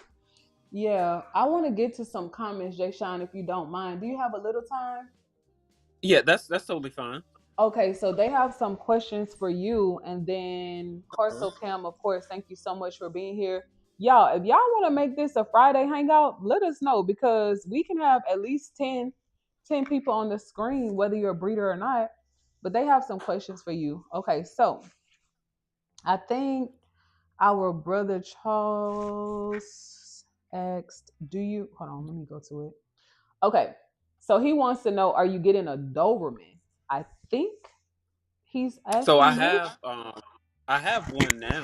He's in the kit. Can you let Legend out? Oh, his name is Legend. Oh, Mm, his name is okay. Legend. We have a legend from our second litter.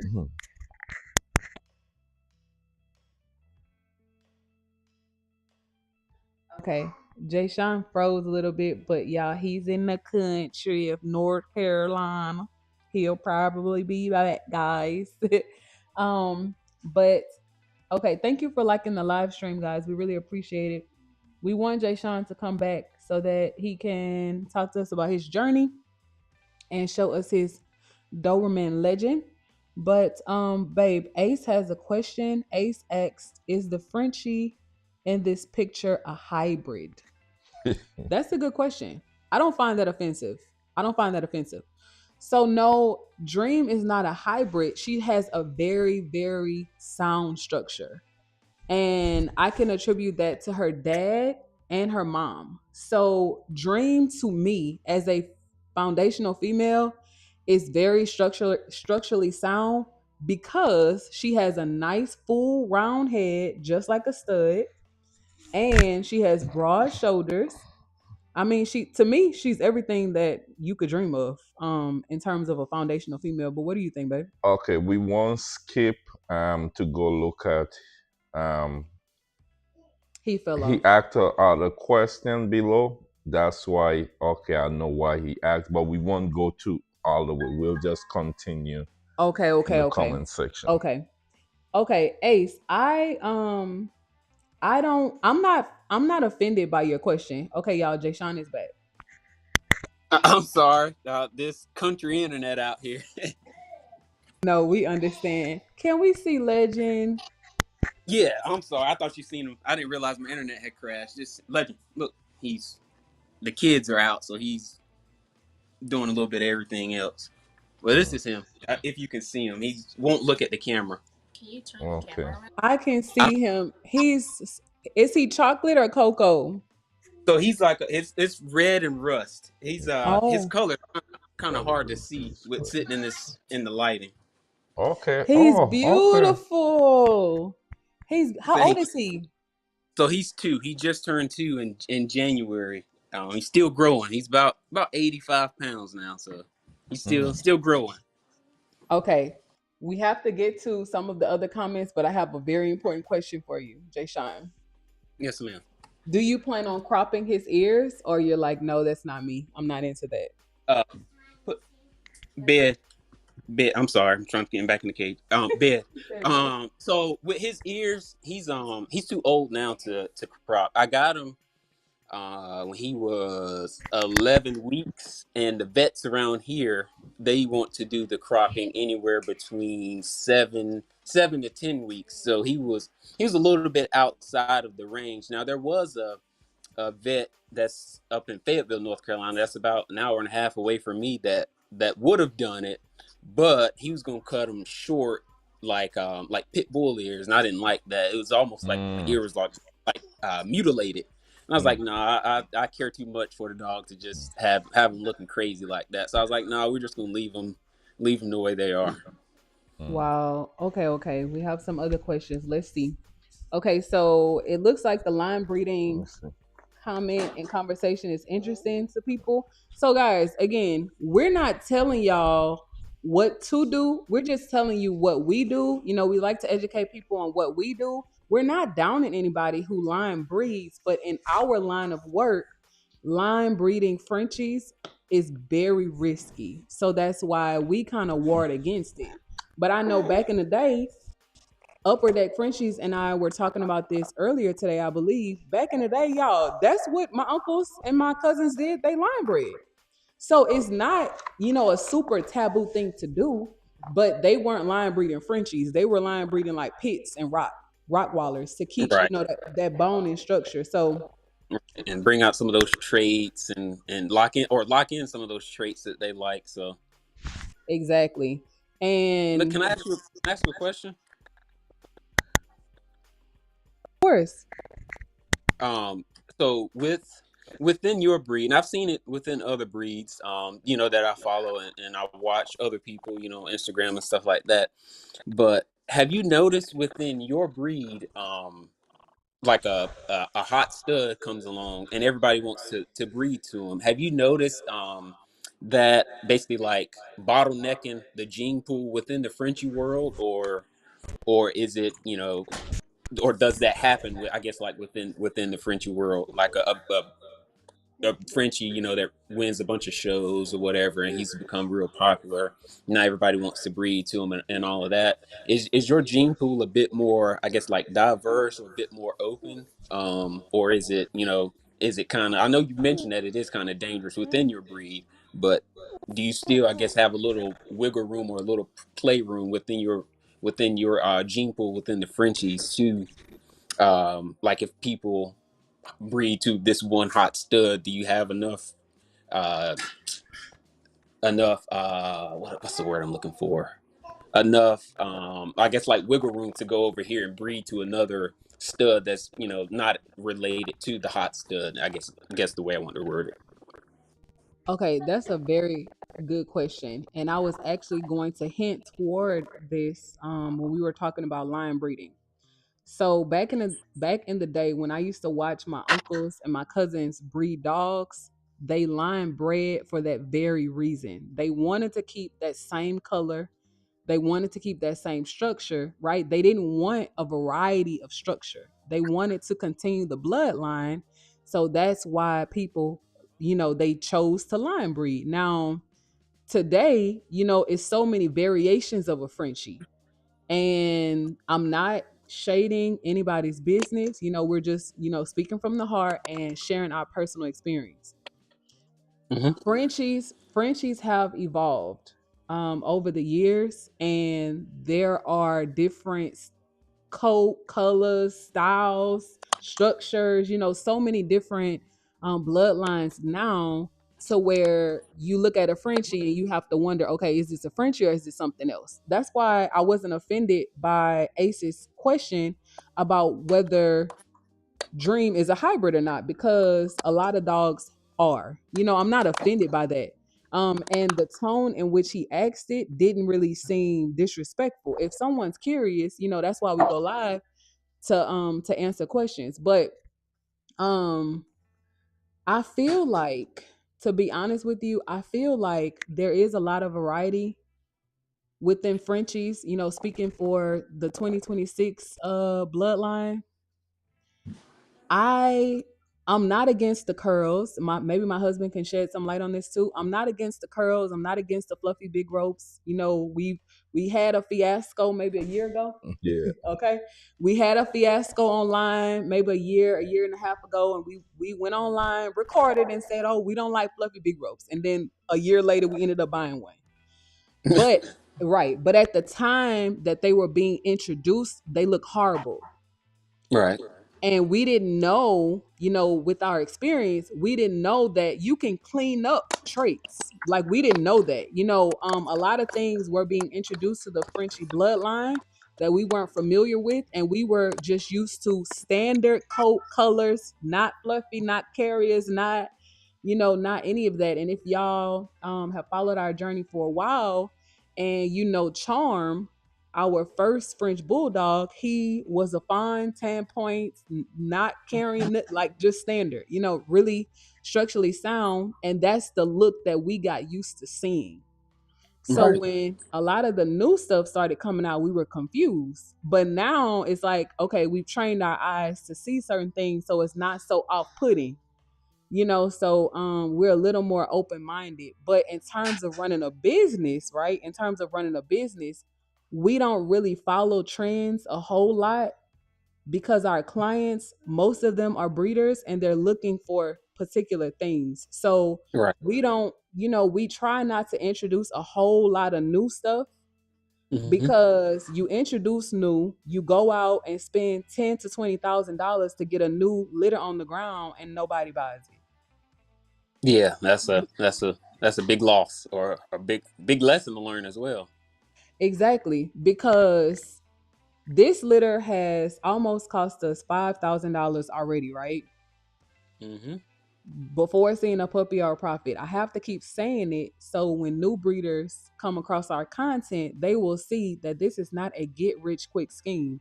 It takes money to make money. You have to be willing to invest in your product to get out a good product, right? So if we were following trends and investing 20 to $10,000 to $20,000 per litter, right? By the time you have the litter, a new trend is out. Yeah, that's true. That's That's true. that's how, yes, that's how fast the Frenchie hybrid game is changing. By the time you go out and lock in a stud, right? That carries this, carries that, carries this. It's the hottest thing on the market. And No, within 2 months, something else is on the market, and nobody else is talking no, about the. no, I no, don't want to call out a trait, no, because people, you know, might have that style of dog. no. So I will refrain from calling out a trait. It, But you understand what I'm saying? I got you. Yeah. no, And believe it no. or not, I just recently seen this. Today is Friday. I think I seen this on Monday.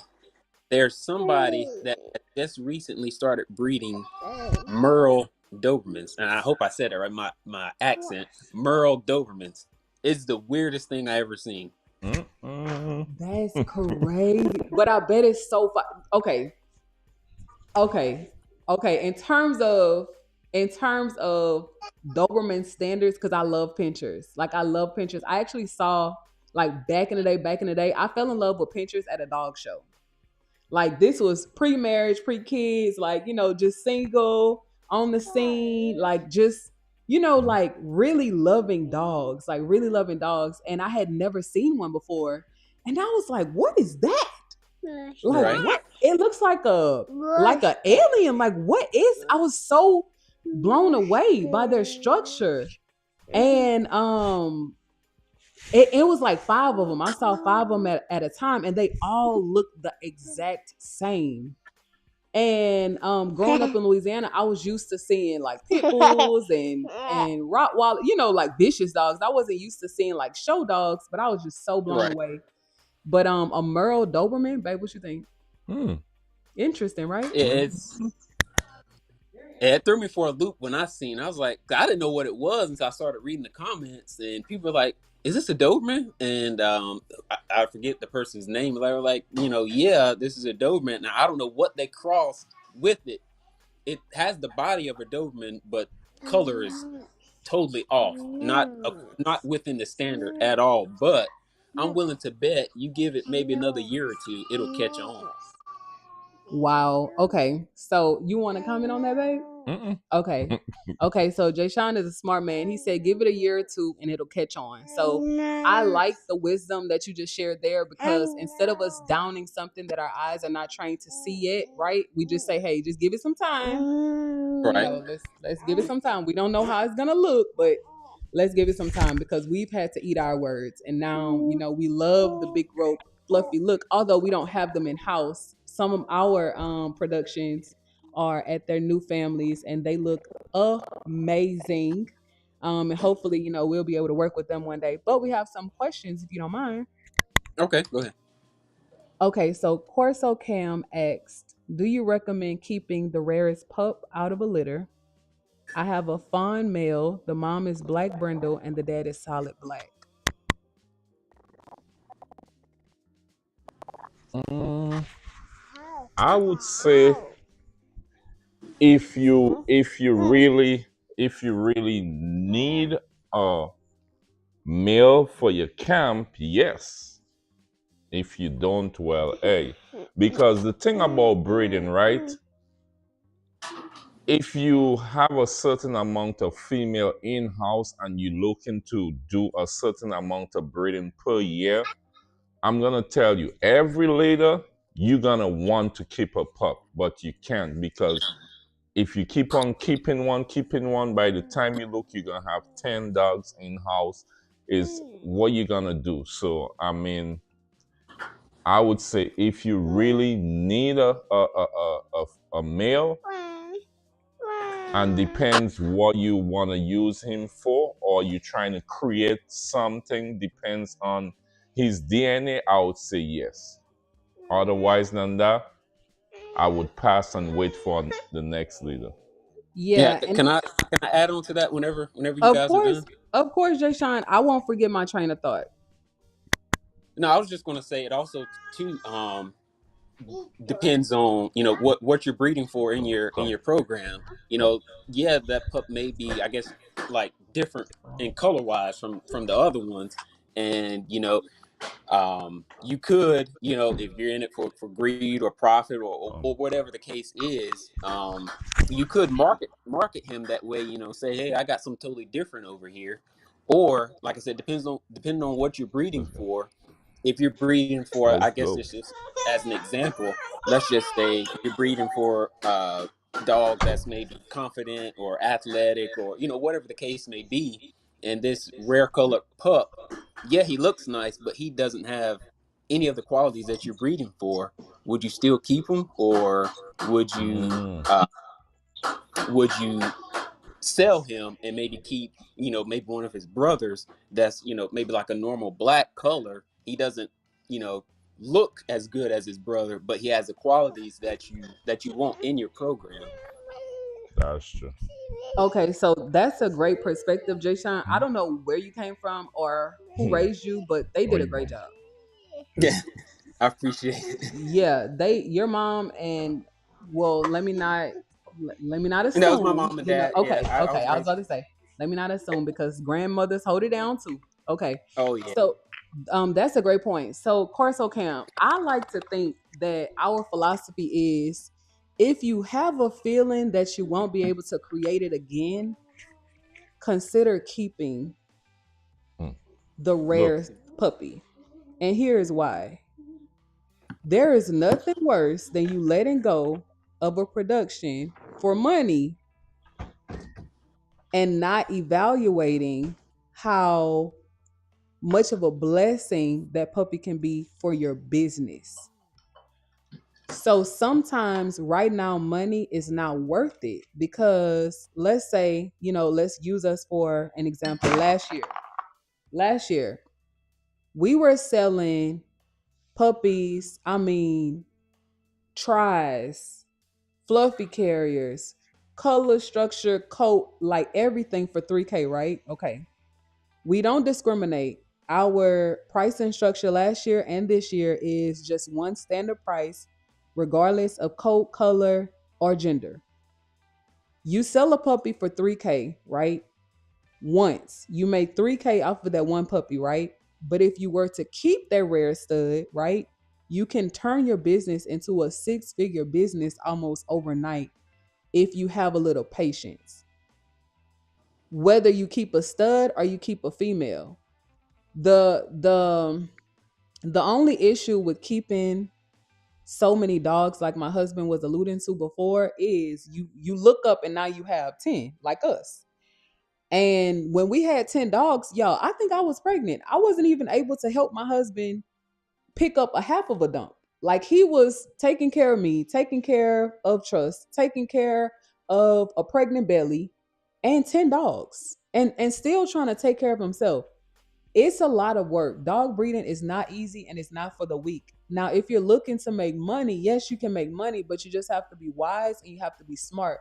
You do what you can afford until you can afford to do what you want to do in business. And we like to move through life that way. We don't like to make hasty decisions, right? Because hasty will keep you broke. So if you're looking to grow your program, then yes, consider keeping the rarest pup once you get your DNA back. Make sure that the dog is clean. Everything that's cute is not clean. And maybe we should have this conversation too, babe, because there is this misconception. We believed it too, that clean means that the vet signed off on a clean bill of health, and that is not true. Blood work does not deem a dog to be clean. Yeah, we're gonna have a conversation about that another night. And I want to touch on what he said just now. So you could have a good looking pup. You done already seen that he's gonna have that little structure and whatnot, but he don't have no DNA. And then you might have this other one now, not too much structure what you're looking for and have good DNA. And let's say it's a female, you could keep that female. Look at this. This female have good DNA, not too much structure, Right, but you can find the right stud to right, pair with that female and right. create exactly what you need. Oh, that's a great point. Thank you for Yeah. saying that too, because all of the stuff we know now, we did not know when we got started. So in business, you'll grow to know, right? You'll grow to know that, hey, the dogs that you're starting with might not be the dogs that you finish with. The dogs that we started with last year, a lot of them we don't have anymore. So, Hmm. like my husband is telling you, you might have to grow your program to what you want your program to be, right? So, starting the year, if you haven't set goals for your business, I would start now. We're like halfway through February, but if you are married, if you have help, I would sit down, with your spouse, and I would say, okay, babe, well, how many litters are we planning to have this year? How many puppies can we afford to feed this year? How many cages do we have? How much space do we have? Hmm. Okay, how much time do we really have to whelp? I'm not sure if you have a full-time job, but if we had more information, we could definitely help steer you in the right way. But Charles made a great point, babe. I actually want you to take this. I Charles was going to said, ask, can I mention that as well? Official Charles Martin's comment. of course, Jay Sean, we family now. You don't have to ask. Okay, go ahead. Go ahead. He could So take I it. have an example, official Charles Martin, where you said you can have a beautiful colored pup that has a terrible temperament. So with my dog, the litter that he was born in, and like I said, he's my dog. The Doberman that I have now, I'm not going to breed him. He's not registered, and then I've noticed some genetic stuff. But within the litter that he was born in, there was two blue, or you can call them, I guess the proper name for them is Isabella Dobermans that were born in that litter, two females. And I mean, they were very beautiful females, very beautiful. And actually, both of them had to be put down because they bit some. They each one of them attacked the human for no reason, unprovoked. So at, so it just goes to show, even though the dog is the most beautiful, because there was, I don't know where it came from within the bloodline, but somewhere within that bloodline, those two, I guess, females of that litter picked up on that aggressiveness, and for no reason, their owners were walking them down. Well, one of the owners was walking them down the street, and the dog got loose from them somehow and bit someone, and then the other female. was in a fence and the gate wasn't locked, and she got out and bit someone, and both of them had to be put down because of that.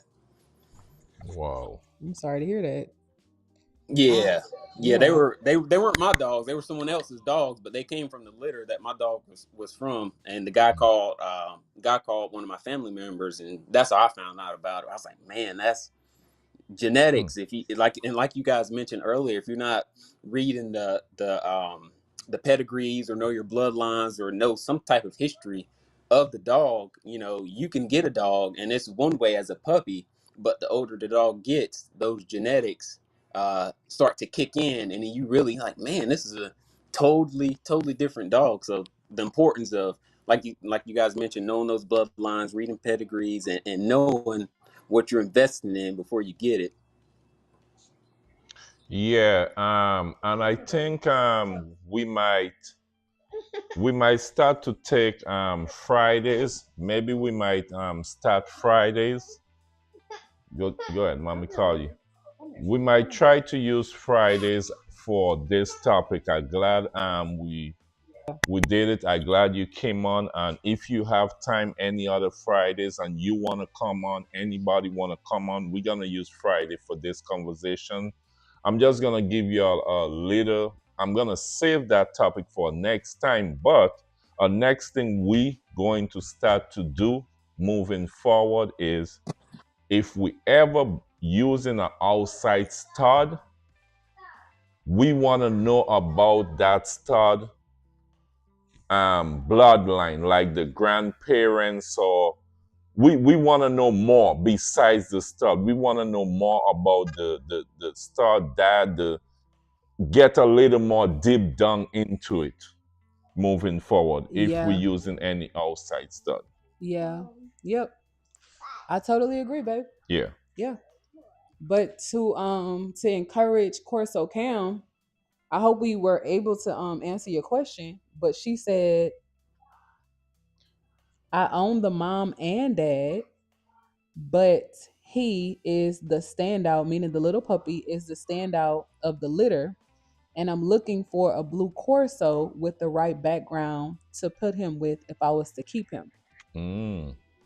Okay. So, well, let me ask Corso Cam, if you have the mom and dad in house, if the mom and dad are clean, right? You know for sure the mom and dad is clean. If you plan on testing this litter, I would choose after then. Like after testing the litter, right? I would choose then. Okay. Yeah. Okay. Yeah. Because if you I think she says she wants, hold on. Does she want to create a blue Corso? Oh, she's looking for a To, blue Corso. yeah. But Okay. that's good that she already have a vision, a plan already. So you're already on the right track. But as you said, by testing the litter and knowing for sure Yeah. if all those puppies is 6 pound and held clear, Or higher. or Yeah. higher, Because Upper Deck said he plans on embarking his dogs. So yes, yeah. then you can go up from there. Yeah. Because we will never tell y'all to keep cute. Keep clean first and then cute. Okay, she said yes, you definitely did. Yeah, but I think it was I like some of the questions you asked tonight. I think there was some great question, because look, we still learning. I mean, sometimes we get calls on the business, even from breeders who breeding 15 years ago. They still breeding 15 years now. I mean, we still learning from each other. I mean, there's certain things we do here at the Rosharon Frenchie Breeders. We're not telling people, look, this is how you have to do it, but there are certain things we do, and that's how we're gonna do it here. You know, Yeah. and we Yep. try to do the right thing. We don't try to take corners, because when you take corners and try to, you end up spend more. You end up in a jam. Now you have to try to go back, and maybe sometimes you can't even go back because you end up being there. So, you know, It put you backwards. Okay, so she said it's funny. I have scheduled the testing for February 22nd. Okay, great. But wait, she said scheduled the testing. Are you talking about at the vet? Oh no, I don't think I think she's talking about health so blood work. so that's the thing. That's what we was just talking about earlier. And that's why I say this gonna be a every Friday. I'm glad most people, we have a lot of the members and breeders on the line Yeah. because a lot of people That's get good. confused with health when we say 6 panel health clear. No, it's not going into the vet and checking the dog, making sure. No, Yeah. is swabbing, sending in that, and you get back the results. Yeah. We have one right here. Yeah. I can show you a 6 panel health So clear this here, we one have too. proof that this dog is 6 panel health clear. All right, you swab. This is the That's DNA, or that's DNA. oh, I that's DNA. Okay, Yeah, but this is what it looks like, guys. yeah, this is what it looks like. And we don't get this from the vet. You actually order the swabs. I'm happy this conversation came up Yeah, actually. and we always have swabs just in case. Always. We just swab it ourselves and we ship it out. Yeah. So our testing company of choice is Animal Genetics right now. They just went down on their prices. We've already purchased the dogs, well, the puppies' DNA for this litter. And here are all of the swabs that we keep in the house. That's to let you know. And there's a certain way you have to swab your Frenchies Yeah. or whatever dog you swab, and then you have to leave it let it dry before you put it in. This and everything for us, we always have extra. All right. Yeah. And the swabs are free.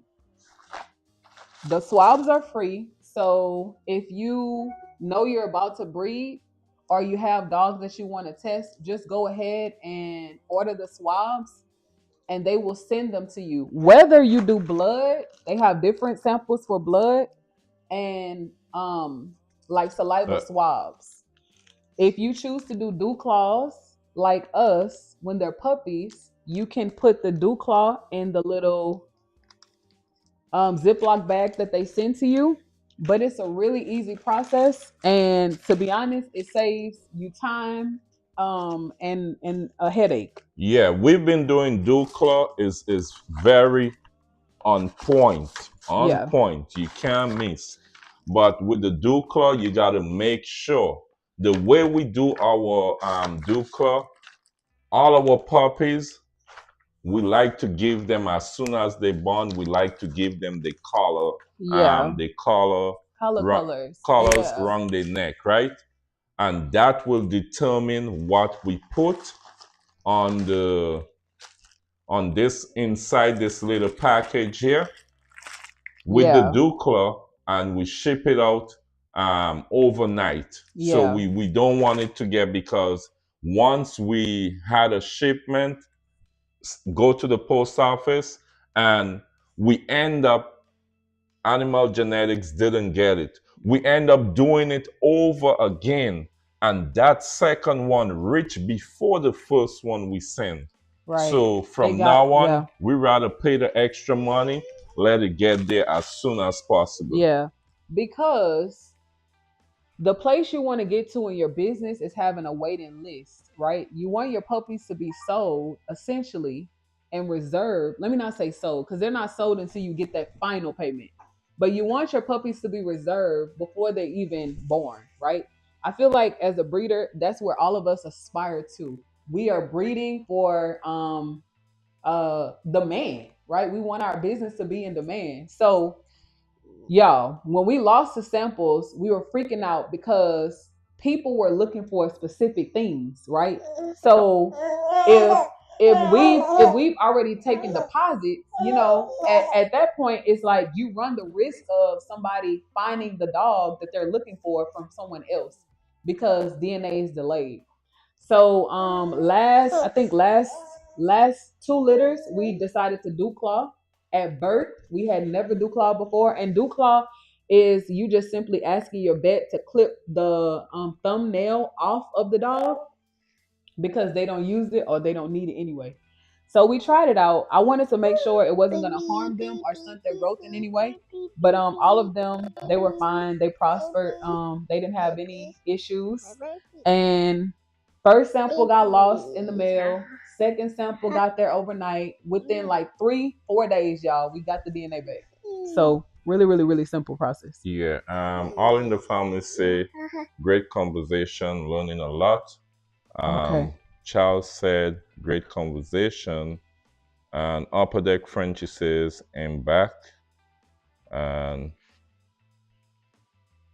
Yeah, so upper deck today, him and I were talking, and he said he's gonna embark his dog. his phone with Okay, the the game. phone. So y'all, if y'all have never heard of embarking, it's a more extensive panel on your dog. I think they test to see what percentage your Frenchie is, and if your Frenchie is hybrid or if they have any degenerative disorders. It's very, very, very extensive. So we've never you're welcome, baby. We've never done that before, but I'm interested. Okay. Sorry, baby, we gotta turn it on. I missed something. Okay, let me go back. Let me go back to the comments, y'all. Okay, let me see. So Corso Cam. Oh, sorry. Corso Cam said I use Embark to order the DNA kit. Definitely do this again. I work from home. Insurance producer. I will be joining again. Okay. No, All we right. appreciate it. Yeah. Okay, back to you, baby. Yeah, we could have like at least 3 solid topic.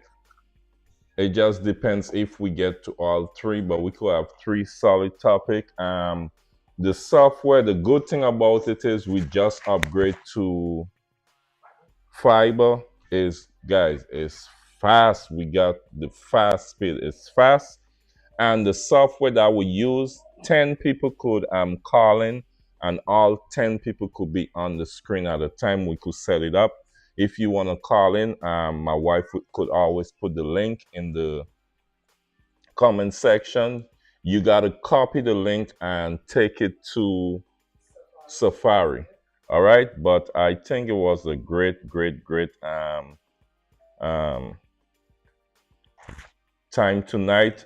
Let us know if you have any more questions. I know tonight you really hit us with some good questions. I love it. Yeah, Keep the Jay chat Sean. going, keep the conversation and flow going. That was great.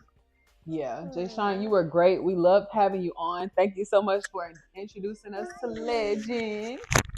Thank you guys for having me. I definitely appreciate it. It was fun joining the live. This is my first time being on the lives tonight, so it was definitely fun. New experience for me as well.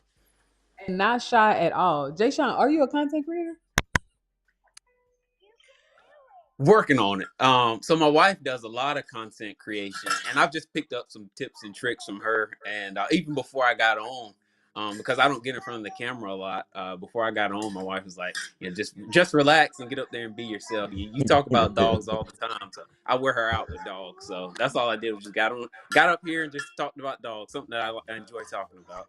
And that's it. That's it. And we like to say it's a judgment free zone. Of course, we're all human beings, but God looks at the heart, and we try to emulate that. We don't judge people on whether they're a breeder or not, whether they know what they're talking about or not. If we pride ourselves on being entertainingly educational, whether you know what you're talking about or not, just come on, have a good time, or educate the people on what or let's debate our experiences and things that we've learned over the years, because I feel like no matter what you do in life, you should always be open to learn. Right. No, that's very true, and I definitely agree with 100% with what you're saying. I think these conversations. I was listening to a podcast earlier today, and they were talking about having more open and transparent conversations within the dog industry. There's a lot of, or there can be a lot of gatekeeping that happens within the dog industry. And once again, I'm not picking or anything, but sometimes some of the I guess like higher up or bigger breeders or whatever, that have been doing it for a while, and I think I can understand why they do it, to protect the integrity of whatever breed they're in, but they tend to try to like keep information from you, and I guess it's because they've seen so many people come in and out of their breed trying to make a quick buck, and they're maybe doing stuff the wrong way and starting to mess up their breed that they're in. So now these breeders are kind of, I guess, a bit more reserved on how they're handing out information or who they're talking to or who they're letting in their space. So I guess I can see it from both perspectives, but still conversations need to be had to keep, like when a new person wants to get into a breed, even if they don't want to breed, but they want info on the breed that they're interested in. I still think those conversations need to be had so we can keep the education going, so we can keep moving the dog industry forward as a whole. Because the only way that's going to happen is if we each are willing to learn and grow from each other, collaborate in some way, and like you said, even debate, um, so that the dog industry and the dog breeds can continue to move forward. So, sir, run for president. Okay, you'll have to run against my husband, but please run for president because what you just articulated is the most wise thing I've ever heard. And honestly, you kind of summarized my thought because I'm not sure if you know, but y'all, we have been reading The Richest Man in Babylon, Mhm. and it is such a life changing book of knowledge because if the richest man in the city was hired by the king to educate the people in the city how to become wealthy, so not just one person or a group of people could be wealthy, but the whole nation of people could be wealthy, then why are broke people trying to hoard information? It makes absolute, like, it makes no sense. It makes no sense. I don't even want to turn up off of that because I was trying to turn You about to down. open a can of worms? Yes, it makes no sense. What's up, fluffy checks? Our moderators on the chat, baby. Okay, so Charles Martin, maybe I should say the Grammy award winning artist. Okay, I'm prophesying over you, my brother. But the Grammy award winning artist said we saw the same podcast, Jai. Is Yeah, is your is your nickname Jai or Jay? Jay. Jay, okay, Jay. So Jay, if the richest man was hired by the king to teach the people of the city how to become wealthy, right? One thing that I took from, not one thing, so many things I took from the book is a part of all we earn is ours to keep, right? But I kind of Right. twisted that and I started manifesting to myself or even prophesying over myself that we don't want to just be rich, right? We want to be wealthy and not just in our pockets, but in our minds too. So if us establishing wealth isn't only for us, right? It's for all the generations who are going to come after us. So if knowledge dies with us, we are doing the world a disservice. Oh, for sure. I've heard it said that each generation that comes after us, they're supposed to get better. Like I'll just use my wife and I as an example. We have 4 kids. How with everything that we've gone through from I'm 29 and my wife is 26, 27. Um, with everything that we've gone through, and like I said, we're young, but the experiences that we've had growing up, if we don't share with what we learn with our kids and teach them the way in which to go, and then also learning something from our kids as well, because as they get older they may see the world in a different light than what my wife and I see it. And if we're not willing to come together and at least sit down and have a conversation, yes, I'm your parent, but I can still learn something from my kid. And sit down and hey, and one of my kids' name, his name is Josiah, and he comes to me, hey dad, can we talk about something? You said this, whatever the case may be. I see it in this way. Am I wrong? And I wouldn't even. I'm trying to figure out how to phrase this. He's not wrong. Even his perspective. We may share two totally different perspectives on whatever the situation may be. But just because he doesn't share my perspective, that doesn't mean he's wrong. I may need to slow down and analyze and look like, okay, hey, is there some truth here to what he's saying, or let me learn to see the world through his eyes. That opens up a whole nother can of worms. There's a book that my wife and I have read called dang, I don't want to say it. Love and Respect. Is it Love and Respect?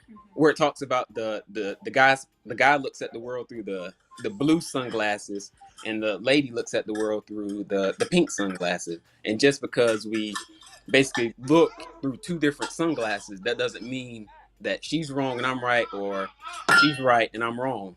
We share two totally different perspectives, but we should be able to come together, talk, have a conversation, and move forward. And like I said, every generation that comes on behind us should be getting better in some way. And I like what you talked about with the wealth as well. When it comes to wealth, and we'll just use it as a monetary thing right now. But if we're um, building wealth or leaving a legacy for our kids and building wealth, to leave for our kids and our kids, like it says in Proverbs, then none of our kids that come after us, or none of the people that come after us, should start from zero. They should always pick up. Our ceiling should be our kids' floor. They should pick up from where we maxed off at, and they take it to the next level. And then when they have kids, their kids should pick up and take it to the next level. And every generation, I like the way a guy said it. He said, every generation should be building momentum. It shouldn't have to slow down. Um, if I kept all my wealth to myself, all my knowledge to myself, now my kids are starting from zero. And he was talking about like the Rockefellers and things like that, how those like that bloodline or that last name of people, how they became so powerful was because, like I mentioned earlier, they sat down and they mapped out how to move their family forward. And like I said, every generation took what their parents taught them, took their experiences that they had, moved that family name forward. Then they taught their kids and their kids and their kids and their kids, and now you have these big families. And they seem like they're so quote unquote powerful. But he said it started from one simple thing of sitting around the dinner table, having a conversation with your kids, and teaching them how to move forward. And then, like I said, they teach their kids and their kids and their kids. It just keeps on going, and it goes the same way within the dog industry as well. Yeah, that I like how, hey, this is gonna be a great topic every Friday. I like how you think, because we have some my wife is a veteran. We have some veterans family members on the line. And one day I was talking to my wife and I was like, okay, we don't pay property tax. That's a plus. We don't pay for toll. That's a plus, right? And then I was like, we need to get a piece of land, acres of land, build our house, have the kids them house, family members, like big piece of land. We don't pay property tax. But then I had a other veteran. We were having a conversation, and I don't know if he heard when me and my wife was having. I don't know how he heard when me and my wife was having a conversation here at the house, because we wasn't live. But he said the same thing. We were talking and he said the same thing. He said he want over 10 acres, how much acres of land, Yeah. for the same reason Yeah. too. Like, that's what we always say. You want to leave legacy. You want to build a legacy. Also, like our kids coming up, they shouldn't be the way we grow up. Like, Yeah. we should able, we're not gonna just take everything when they reach 18 and say, here is $50,000, here is this, here is that, here is that. But Right. we're gonna set the standard and set it in a way that, look, they will be all right if today or tomorrow something happened to mommy or daddy. That's it. That they are able to pick up and carry it on for when they kids and they, you know. So I think Right. that's a great topic. Yeah, It very is. wise and prophetic, Jay Sean. Thank you so much. Like I said, once again, thank you guys for having me on. I definitely enjoyed talking and fellowshipping with everybody. Okay, so Miss Esperanza, God's best and God's favorite, said Jay needs a collection plate. Amen, church. Yeah, Okay. yeah. And then Corso Cam said she's about to drive 2 hours and throw a shoe at you. I think she said she about to throw a shoe at you, I think. But they enjoyed you tonight, brother. One thing that I would say too that God just recently revealed to me is that That's for the puppy. after reading well, I haven't finished the whole book, but reading half of the book, I learned that wealth is earned, but wealth is also learned. So in school, my husband and I, we kind of talk about this too. It's like, okay, babe, well, what's the square root of 162? Do you know the square root of 162? Do you know how many planets there is? How many planets we have? Do you know the what 15th president? Me either. But I can tell you how to start a No, no, business. no. I'm pretty sure we can teach you how to turn content into cash. I'm pretty sure if you have any questions on dog breeding, dog whelping, dog care, marriage, parenthood, leaving a family legacy, the Bible, anything like that, we can tell you. But it's like, why aren't these things talked about in school? Like, what are we really teaching our children? Like, why aren't we teaching them how to balance their money? Why aren't we educating children on credit before they go to college? Why aren't we preparing them for life? Like, why? I just don't understand.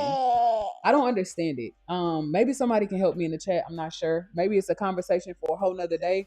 But it's like, I love that my husband can be home with our kids and help me navigate them I because think. I'm listening. I'm listening, Jay. I think it started around the the industrial age when the big businesses came in with the factories and all of that stuff, and now you have dad out of the home. Dad's gone. Dad's at the factory working 8 to 10, 12 hours a day, and it's good that dad's providing because it used to be before then. And it's so I've heard another guy. I'm gonna come back to that point, but I heard another guy say this. He said, if you read the Bible, in the Bible, nobody had a job. The only people that had jobs were slaves and servants, and then like people that fought in wars. But other than that, everybody else was a business owner. And you had the within the home. It just I like history, but going back in history, in the home you had mom and dad, and then let's just say they had a girl and a son. um if I remember correctly, mom would raise the boy up to about 4 or 5 years old, and then the son would go off with the dad and learn whatever the trade is that the dad was doing, whether it was like woodworking or blacksmithing, all of that. And so now you have dad running the family business. You have him teaching the son how to run the family business, so to where when the son gets of age, he takes over the family business. And let's just say, dad is able to retire, and then the daughter is learning how to steward the home, cook, clean, and take care of the home. And that's just, and I'm not saying that that's what a woman is for, but back in the day, that's how they did things. Just from what I've read and seen and stuff like that, and even what my great grandparents taught me. And then, like I said, when the industrial age came around, and now you have dad out of the home, now you have mom taking on a lot more of the responsibility of, now she's raising both genders of kids because dad is out providing now. And now the babies are going to public school, and now they're in public school, which is nothing wrong with public school. But let's just say they're in public school, and now they're been taught God knows what they've been taught in public school, and they're and I'm trying to keep this because I can take this whole another way, but I'm gonna say it like this: they're teaching the babies on how to get a job to go work at the factory. I'll say it like that. And so now, instead of teaching them something that would move them forward, they're teaching them stuff that like fluff and stuff that they don't really need. Like I remember going to schools, half the stuff I was taught I hardly ever use now, and they're teaching them stuff that they don't really need. Now they're getting out in the world lost and confused, and they don't really know what to do. And so now, like, let's go back to say what you were talking about with balancing the checkbook or how to balance their money or whatever it is.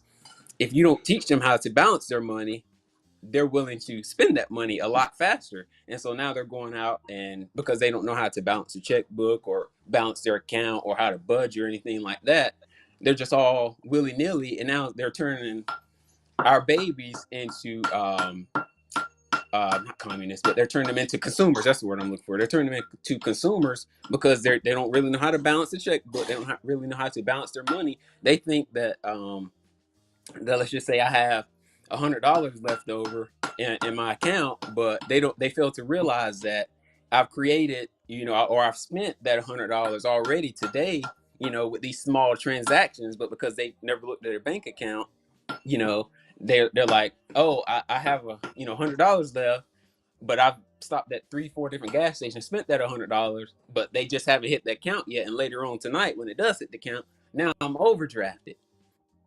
And so now you have because once again, mom's out of the home, or excuse me, dad's out of the home. Mom's probably out of the home now because the cost of living is going up as well. So now you have both parents working. The kids are raising themselves. They're in public school. The teachers have become the parents, or other classmates become the parents, and they're teaching them just any and everything now. And like I said, they're teaching them to become consumers now. They're throwing all their money away. They're not really thinking about, and like we were just talking about a few minutes ago, they're not really thinking about leaving a legacy anymore. Now they're just thinking about, hey, I'm just trying to make it through the day.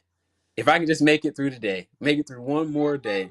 Everybody is in survival mode now. And I was reading in a book today. The author said, slaves don't dream dreams.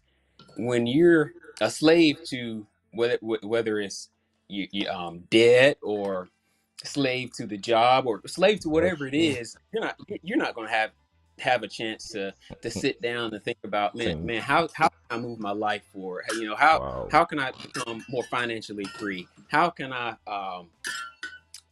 love my wife in a different way, or love my husband in a better way, or raise my kids? And you, like I said earlier, you're just thinking about, man, I just need to make it to Friday. Make it to Friday, and I get my 2 days off, and I'm back at it again. Because and I like I said, I'm not hashing or attacking anybody, but it's just like, man, I'm a slave to my job, or to my house. I've seen people. I know some people personally that are slaves to their house. They bought too big of a house, and now they're slave to it. They have to work to continue to keep that roof over their head, because keeping up with the Jones mentality. But anyway, that's just my 2 cents. I can keep going with it. So Jay Sean, become a content creator tonight, please. If you need help, memberships are open. We can teach you how to turn content into cash. Brother, my husband just looked at me with the eyes of an angel, because I'm pretty sure you've helped a lot of people tonight, and I just Yeah. saw a thumbs up come through. I really want to be quiet right now and have my husband express to you how he can't even talk. He's saying no.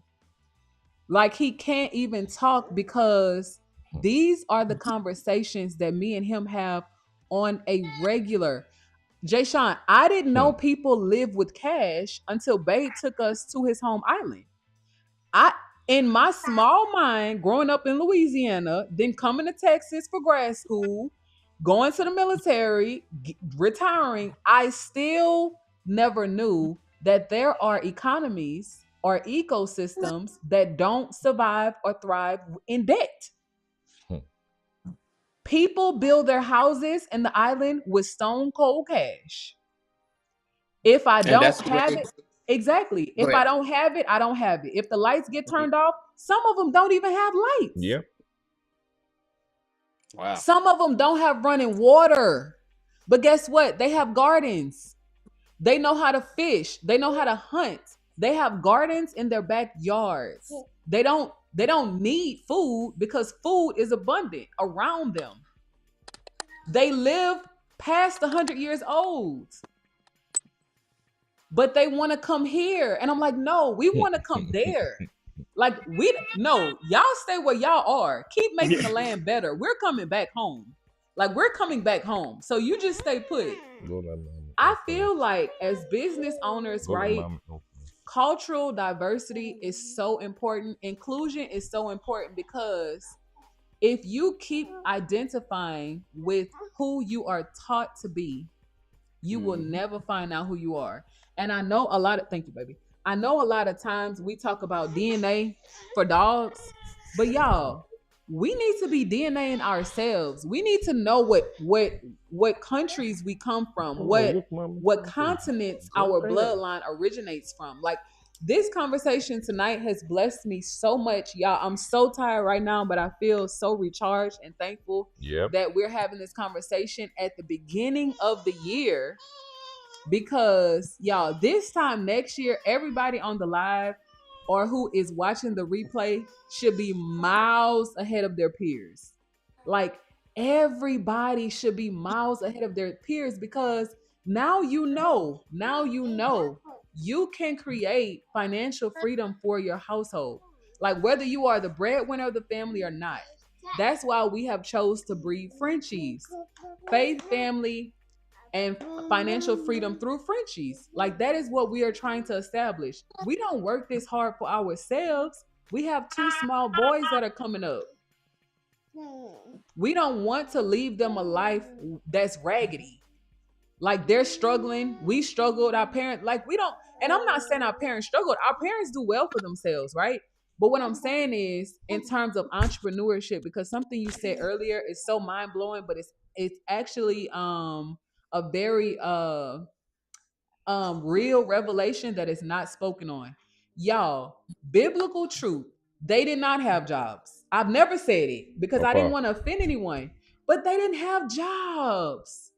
They did not have jobs. They were all entrepreneurs, even the women.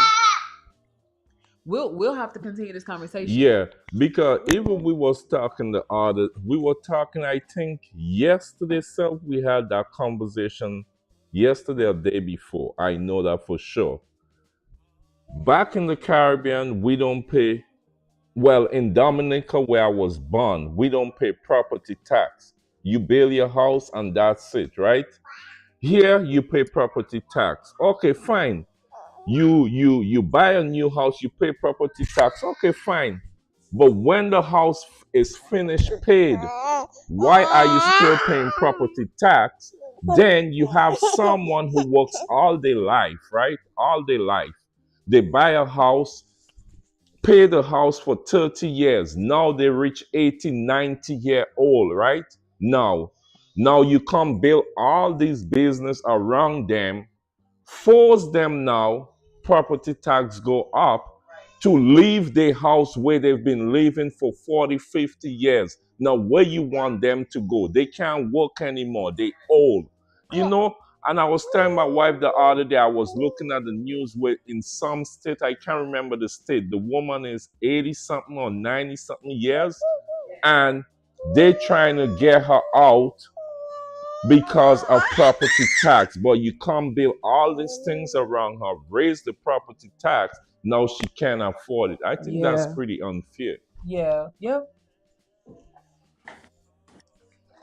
That's and that's why I didn't even know things like that happen over over in different countries about with the property tax and stuff like that. But yeah, going back to your point about DNA, or and being willing to, I guess, like leave, and it may not always be that you're leaving physically, and I don't sound like I'm attacking anybody, but leaving like family and stuff physically, but Mm. it is biblical. Go back to Genesis 12, when God told Abraham to leave his country, his people, and his family, and he said, "I will show you where to go, and I will make you into a great nation." But before he could uh, become whoever it was that God needed The- him to be, he first had to get away from um, Okay. get away from the old mindsets, get away Right. from those that maybe would have limited him. Because you think Right. of how hard it is that you're trying to grow and change and become, and to uh, get out of the bucket. He will do it And too, now man. you have, and it can hurt that you have now family, people that you thought were close to you and loved you, and they're pointing like, who do you think you are? This is what we're known for. This is this is how this family is, and are you trying to become better? And it's like, no, I just want better for my life, for my wife, and for my kids. Yes, this is may this whatever may have run in our bloodline, but it runs out with me. There's got to come to a point where you just kind of like, you get tired of being tired and tired of experiencing the same things and seeing the same things. It's like, man, I got to make a change. I got to be willing to move, or um like I said, it may not be moved physically, but it could be moved mentally. How start changing the way you think, or change the way you speak. I've heard people in my family say, I'm broke, or I'm always going to be broke. And I caught myself saying that, maybe 10 or 15 years ago. And I've, had to have a conversation with myself. It's like, no, no, just because that, they may say that, that doesn't mean that's my future. I serve a God that can do exceedingly abundantly above all that I can ask or think. I serve a Amen. God that owns the cattle on 1,000 hills, and then owns the hills that the Amen. cattle are standing on. Amen. There's so many different stories in the Bible, of how God has taken a rough situation and turned it around for good. One of my favorite stories in the Bible has been, here recently, has been, the story of the widow woman, and was it Second Kings 4? I think it is, or First Kings. I think it's Second Kings chapter 4, where she didn't have the all she had was a little bit of oil and flour, and Yeah. she made, the prophet told her, to make me some bread first, and then go collect the jars, and when um when you pour the oil, it's not gonna stop until you stop, until the containers stop. And how that story, she had enough money to pay off her debts, and then had enough money for her and her son to live comfortably. But when you read the beginning of the story, she was dirt poor, about to eat her last meal, her and her son, and die. And how Yeah. God came, brought that man into her situation, and worked through her situation, and her whole life turned around as well. And that just goes to another point with that. When it comes to, I've realized, this is for me, but I've realized, when it comes to, excuse me, when it comes to changing your life or wanting to see God work in your life, you got to meet him. You have to be willing to do your part as well. Because I used to have this, I guess, misconception that, oh, pie in the sky, God's going to drop a blessing on my lap for it, and he's just going to turn my situation around, and I can just sit back and do this. Like, no, you have to get out there, and you have to be willing to, like my mom always used to tell me and my sisters growing up, you got to meet them halfway. Show them some faith. Show them something that you're willing, that you're at least trying to do something, and he will come in and he'll guide you, and help you turn that situation around. Because faith without works is dead. That Exactly. saying is so true. But it took me to become a wife to understand it. It took me to become a mom to understand it, because I used to have this weird philosophy about God and provision and peace and happiness too, because I was allowing the world to teach me. I wasn't biblically sound, although I grew up in the church.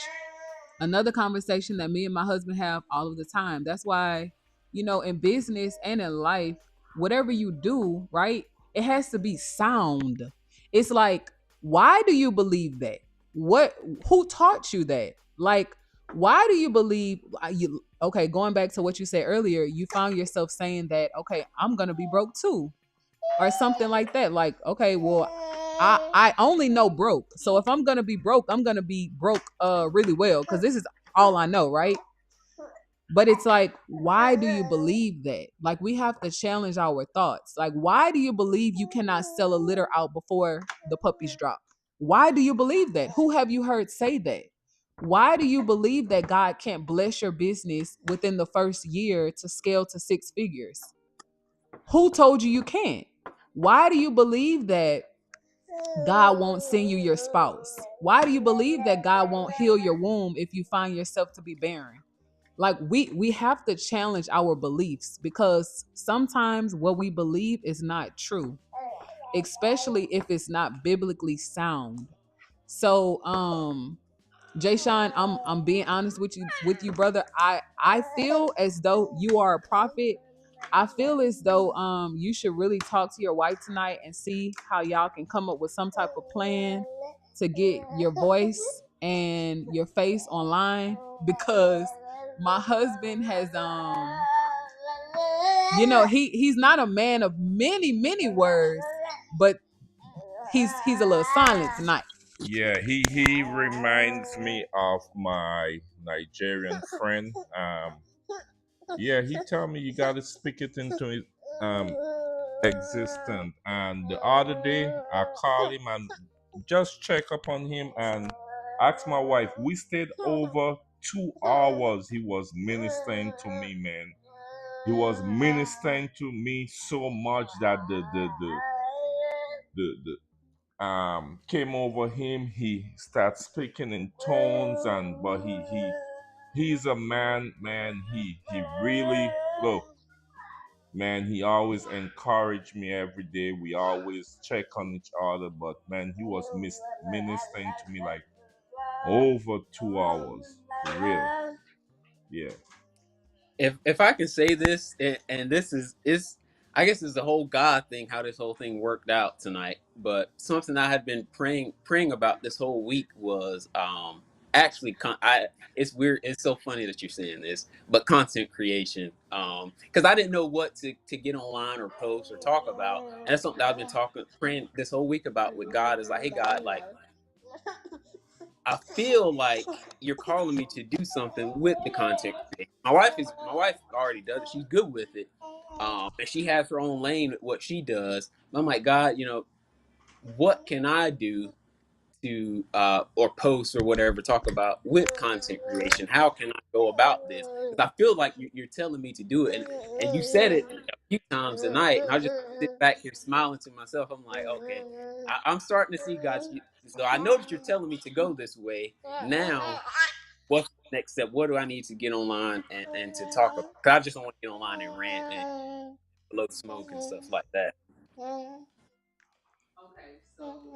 Okay, we can talk, but so here's the thing about what happened tonight. um how natural you are on camera, one, but how natural you are with sharing God's truth is very rare. Sometimes people will check the temperature. Oh, is it okay to talk about God? Is it okay if I mention the Bible? It's like, is it okay? Our Heavenly Father woke you up this morning. We never have to check. It's Hmm. offensive to him to even try to separate church and state. There is no separation. And that's why we lead our business as being faith first. We put faith in everything we do. So now my husband becoming a content creator, right? Him putting his voice online, his story online. He has, like, I'm sure his mind is blown. Like, there was a whole community waiting for him. Almost 9,000 people in less than 2 months. Like a Wow. whole community of providers and fathers and people who are looking for a financial breakthrough was waiting on him, right? Not me, but him. And there is a whole community waiting on you and everybody else on the live stream. There are communities of people, nations of people that are waiting for you to step out, have faith, right? And just speak biblical truth. And it doesn't have to be preachy, right? It doesn't have to be salesy. It's just a natural conversation, because regardless of whether you believe this or not, some people might not ever step foot in the church, but they might talk to you, right? So even in 2026, we kind of have to get out of the mindset of, oh, well, I don't go to church, or I go to this church, and if you don't go to church, you're going to hell. It's like we are the church. Hmm. We are the church. So if a Exactly. person never steps foot into a biblical building, right? If they meet you, baby, they've gone to church, or they should have. Okay, and even if you know one scripture, okay, one scripture, you've done someone a good service. But Jay Sean, I had to stop myself because I felt like I was about to go off on the deep end with just knowing one scripture. So I have to stop myself. But because but and here's why. God has been so good to us. If we know more than one song, we should know more than one scripture. So Amen. I had to stop myself. The same way we know things about the world, and we pride ourselves on knowing how to breathe and knowing what medication and knowing whatever, we should be able to talk to our friends and encourage them in their times of weakness, because life is so short and you don't know when someone's last day will be. You don't know if someone is on the brink of taking his or her life, right? So me having a military background, I've lost so many friends. I just don't talk about it, but I've lost so many friends due to them believing for a split second that no one cared. All it takes is a second for someone to take their life. And now with the men that we're raising up in memberships, it's just so mind blowing that it's like, okay, this little girl from Plaquemine, Louisiana, God, you're trusting this little girl from Plaquemine, Louisiana to lead your people back to you. You're trusting me to teach men how to put their story online. Like you're trusting this little girl that survived police brutality, right? To teach other people that your life could literally be taken. Like all that you work for, your life could be taken in a split second from an irate person that's supposed to be spreading peace and love and not hate. So Hmm. that's why, and I've never said it, but that's why I'm so intentional when I meet people, and I'm so interested in hearing people's story, because we should all learn from one another. Like if it's something that you know that we don't know, help us, teach us. If you see us doing something wrong, that's why I always ask for feedback. If you see us doing something wrong, tell us what we're doing wrong. We're not, so big that we can't be corrected. But that's why we go live too. But bro, it's a whole nation waiting on you. I appreciate that. Um, Memberships. Where do I look at for those? So it's on our channel. If you go to the Rosharon Frenchie Breeder like homepage, buy, Uh-huh. subscribe, you should see perks, Hmm. and you can see the membership tiers. But depending on Okay. what your needs are, that will, determine exactly what you need. What that's redundant. Depending on what your Okay. needs are, that will determine, the tier that you and your wife decide to get. But we're very intentional, and when God gave us the assignment to get out of debt, stay out of debt, and teach other people how to do the same, and I told my husband, I'm like, babe, how are we gonna do this? Like, how are we gonna do this? And y'all, when we bred Dream's second litter last year, huh, babe? When we bred Dream's second litter last year, and we started going live, and when I tell you, when we started seeing those numbers, we weren't even monetizing. We were going live every night. And I don't know if people thought we were doing it for money, or like we don't make money from live streams, y'all. Like we don't. It's like pennies, but we do it because we love it and we want to like really commune with the dog breeding world, and dog lovers all around the world. But we don't make like much money from live streaming, so that's not why we do it every day. But we were live streaming every single day. And when I tell you, like, people were saying, like, my mom is in the hospital. Can y'all, like, we're looking at puppies, but people are coming on live saying, my mom is in the hospital. Can y'all pray for her? Like, I'm like, wait a minute. Like, something is shifting, Hmm. because how do you know we're saved? How do you know we can pray for you? Like Spirit how knows do you truth. like what do you sense about us? Yeah, I just said spirit knows truth.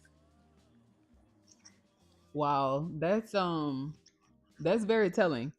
But we want you guys to be encouraged. Like we want you guys to get out of debt. We want you guys to stay out of debt. Whether it's through dog breeding, whether it's through products, content creation, business startups, like whatever it is, my husband and I have a wealth of knowledge. Whatever it is, if we don't know it, I'm pretty sure we can find someone who does know it. But I just wanted to speak to the men because I'm so blown away by our kings. So my husband just started his YouTube journey after we came back from YouTube LA. All in the Family 706, the breeder with alopecia. We have helped him market himself and identify his God given talent, which might be a disability or a quote unquote physical ailment or whatever to other people. But people's lives are being changed. Like he has never come online or presented himself in front of people without a hat. And to Hmm. see our brother live with his community, walking through, like helping people overcome depression and anxiety, live, like ministering to a person live across the country.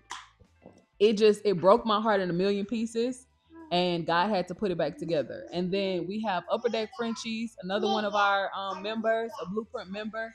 He is he's another disabled veteran just like me, and we have refined his marketing and his branding, and now his catchphrase is disabled but disabled but destined.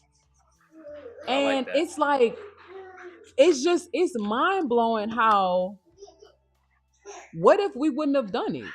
Like what if we wouldn't have become breeders? Because we had, and I'm gonna, pass this to my husband, but we had so many obstacles. We had so much go wrong. We invested so much money up front because we kept getting scammed. But what if we would have said no to God? We would not even know what was on the other side. Yeah, we even had that topic the other day. Like, look, like just imagine if we had just give up from the beginning with all what happened, especially in the beginning when we start to we didn't even breed yet. We buy these dogs, then start learning about the DNA, health. I will always say health. Don't matter how good that dog looks, no matter how much good DNA that dog has, please, health come first. And when I say health, don't take the dog to the vet to get a checkup. No, I'm talking health where you swab, do claw, send it in, and get the results. Because look, thank God again, we had the money to even able to lose that 40 something and come back and say we still going back. That, that's the topic. That's what me and my wife was talking the other day, face to face. Like, thank God we had the money, and even if we had, even by having the money, we still decide to move forward again and clean up the camp and start all over. You see, and look where we are today after a year of, you know, how much nights, how much days, nights sleep. It's a lot of work, a lot of energy, and now we are about to welcome another leader with two young boys. Um, it's a lot of work and rough, but guess what? We still decide we're gonna push each and every day. And no matter how much tired we is, we still decide we're gonna go live, even if it's for 5 minutes. And majority of the time, we show up, say, you know what, we tired, but we just wanna um come out for 5 minutes and talk to our community, and then sometimes it end up being an hour, 2 hour, you know. But yeah, it's Yeah. just Like, having faith and just putting yeah. in the work, because after that 40 something thousand, we could have said, you know what, I'm done with this breeding. I'm gonna take this rest of the money and invest in something else. But we decide no, we still gonna go back in and look where we are today. There you Wow. go. Sticking with it. But you have to. That's anything in life. And that's why you cannot separate church and state, because whether you're breeding, whether you are working for someone else, whether you are a contractor, whatever it is, you need faith. You need faith in something. Okay, so we are believers. You know that's not a secret. It'll never be a secret because God has been too good to us for us to hide where our strength comes from. I'm tired out of my mind right now. Like my mind is so heavy from the conversation, but also from the weight of this week because we spent a lot of money to get this litter off of the ground. And although what we do is a blessing to a lot of people, it's costly. Like it's so costly. And my it's a lot I could say that I'll just reserve for another conversation, but for anybody listening and you feel inspired by the men that you heard from tonight, my husband and now Jay Sean and Charles Martin in the live chat and um all in the family, even Upper Deck and the ladies holding it down, Esperanza, God's favorite. I love her spirit so much. Fluffy Checks, Carso Cam. Y'all, I'm so thankful for our community because even if one life is changed, right? Even if one family tonight says, you know what, I'm getting out of debt. I'm getting out of debt and I'm gonna stay out of debt. Like I'm gonna share my story online and I'm not going to try to take credit or be responsible for the outcome. God will get the glory. But I'm gonna start. Even if one family tonight decides in their mind that I'm tired of living like this, I want to change my life. Yeah, it was worth it. That's why we go live to show y'all it's possible. It's possible. You just have to, sometimes we have to see someone doing what we've never saw done before. And that's not to fault our parents. I do believe some parents do the best that they can with what they're given or what they choose to build. But it's 2026. I like to say it's 18-year-old millionaires, just like it's 80-year-old millionaires. So it's the middle generation, that has to catch up. But Jay Sean, we enjoyed you so much. Hopefully one day we get to meet your wife. If you have any questions for us, my brother, you never have to ask. We're family now. We're family now. No, no, And I Papa, know no. I was off camera. Of course, my husband has the boys now, but we manage. It's not easy. And now they tearing the house up and it's almost 11 o'clock. I I definitely understand. My wife and I, we have 4 kids. So it's I definitely understand what you're going through. Yes, sir. But thank you so much for making time tonight. And let's see. Of course, I know I missed a lot of comments, but hey, Miss, yeah, I missed a lot. I missed a lot. We'll Okay. have to go back and. Yeah, y'all, we have been live for 3 hours. It feels like the whelping nights, huh, babe? It really does. Thank you for liking the live. So Miss Callie girl is here. I don't know if we told you, Jay Sean, but this is a triple live tonight. So we're streaming on Rosharon Frenchie Breeders, our dog breeding business, Pay to Deliver, Babe's Fatherhood and Finance channel, and Miss Dreeks, which is my married mom entrepreneur channel. But No, Miss, you didn't tell me. This is the first time I heard that. so you are across the interwaves tonight, sir. Yeah.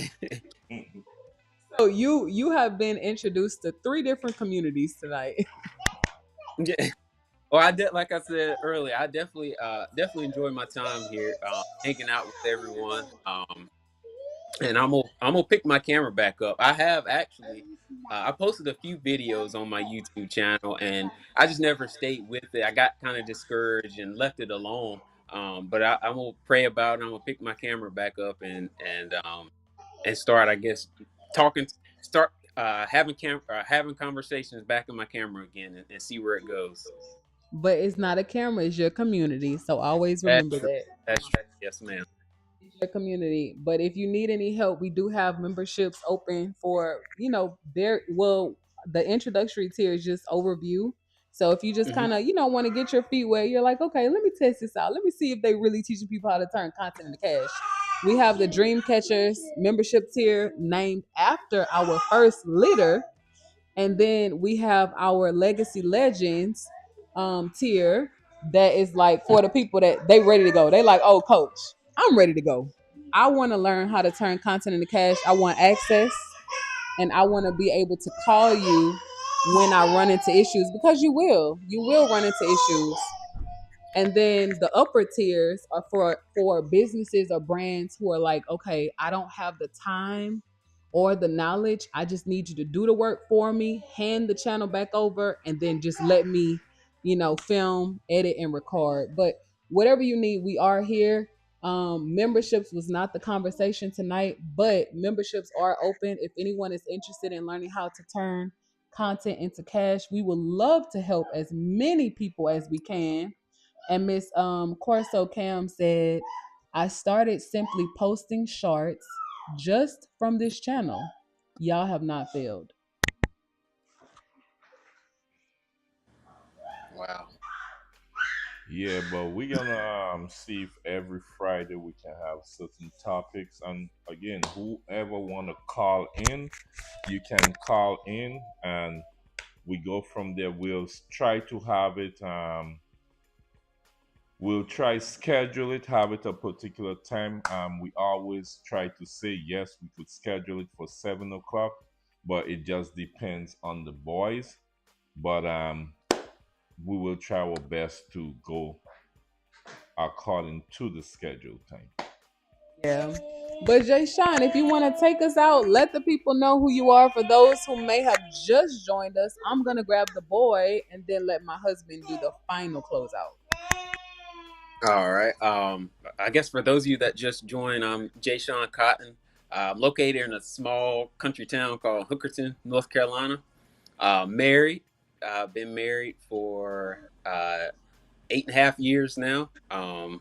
We have my wife and I. We have 4 kids, and we're excited about getting back into the dog world, getting back into breeding. And like I said earlier, I'm thankful that you guys have given me the chance to hop on the live and chat and communicate and just converse with everyone. And I appreciate you guys taking the time. And I know we were only supposed to talk for a few minutes, but we've been up here for a few hours now. And it was definitely a good time. And like I said, it was my first time been on a live stream as well. So new experience for me. And once again, I appreciate everything. All right, so before I even close it off, right, I always have this thing saying nothing happens before its time. And that is so true. Because guess what? You was able to come on tonight. We was going live just for a little while to update our community. You came on and you was able to have the time tonight to even talk to us, because although it seems like you was gonna be on for 5 minutes, you were able to stay on for, I guess, more than an hour, almost 2 hours, and we appreciate it, bro. um we enjoyed the conversation. I sure the community enjoyed it. You asked some wonderful questions. We'd love to have you back some anytime we live and you're able to. And we're gonna try see if we could make this a every Friday thing. We know we go live every night. The only thing, once we start whelping, maybe it's gonna be a little different until after whelping. But before whelping Fridays, yeah, we can tap in. If for whatever reason we unable to do it Fridays, we will let you all know, and we'll move from there. But I appreciate everybody on the live. We want to shout out all the members also, and thanks everyone for always supporting the Rosharon Frenchie Breeders. We love y'all. Have a wonderful night, and we'll see y'all on the next live. All right. Have a wonderful night, everyone. Good night. All right.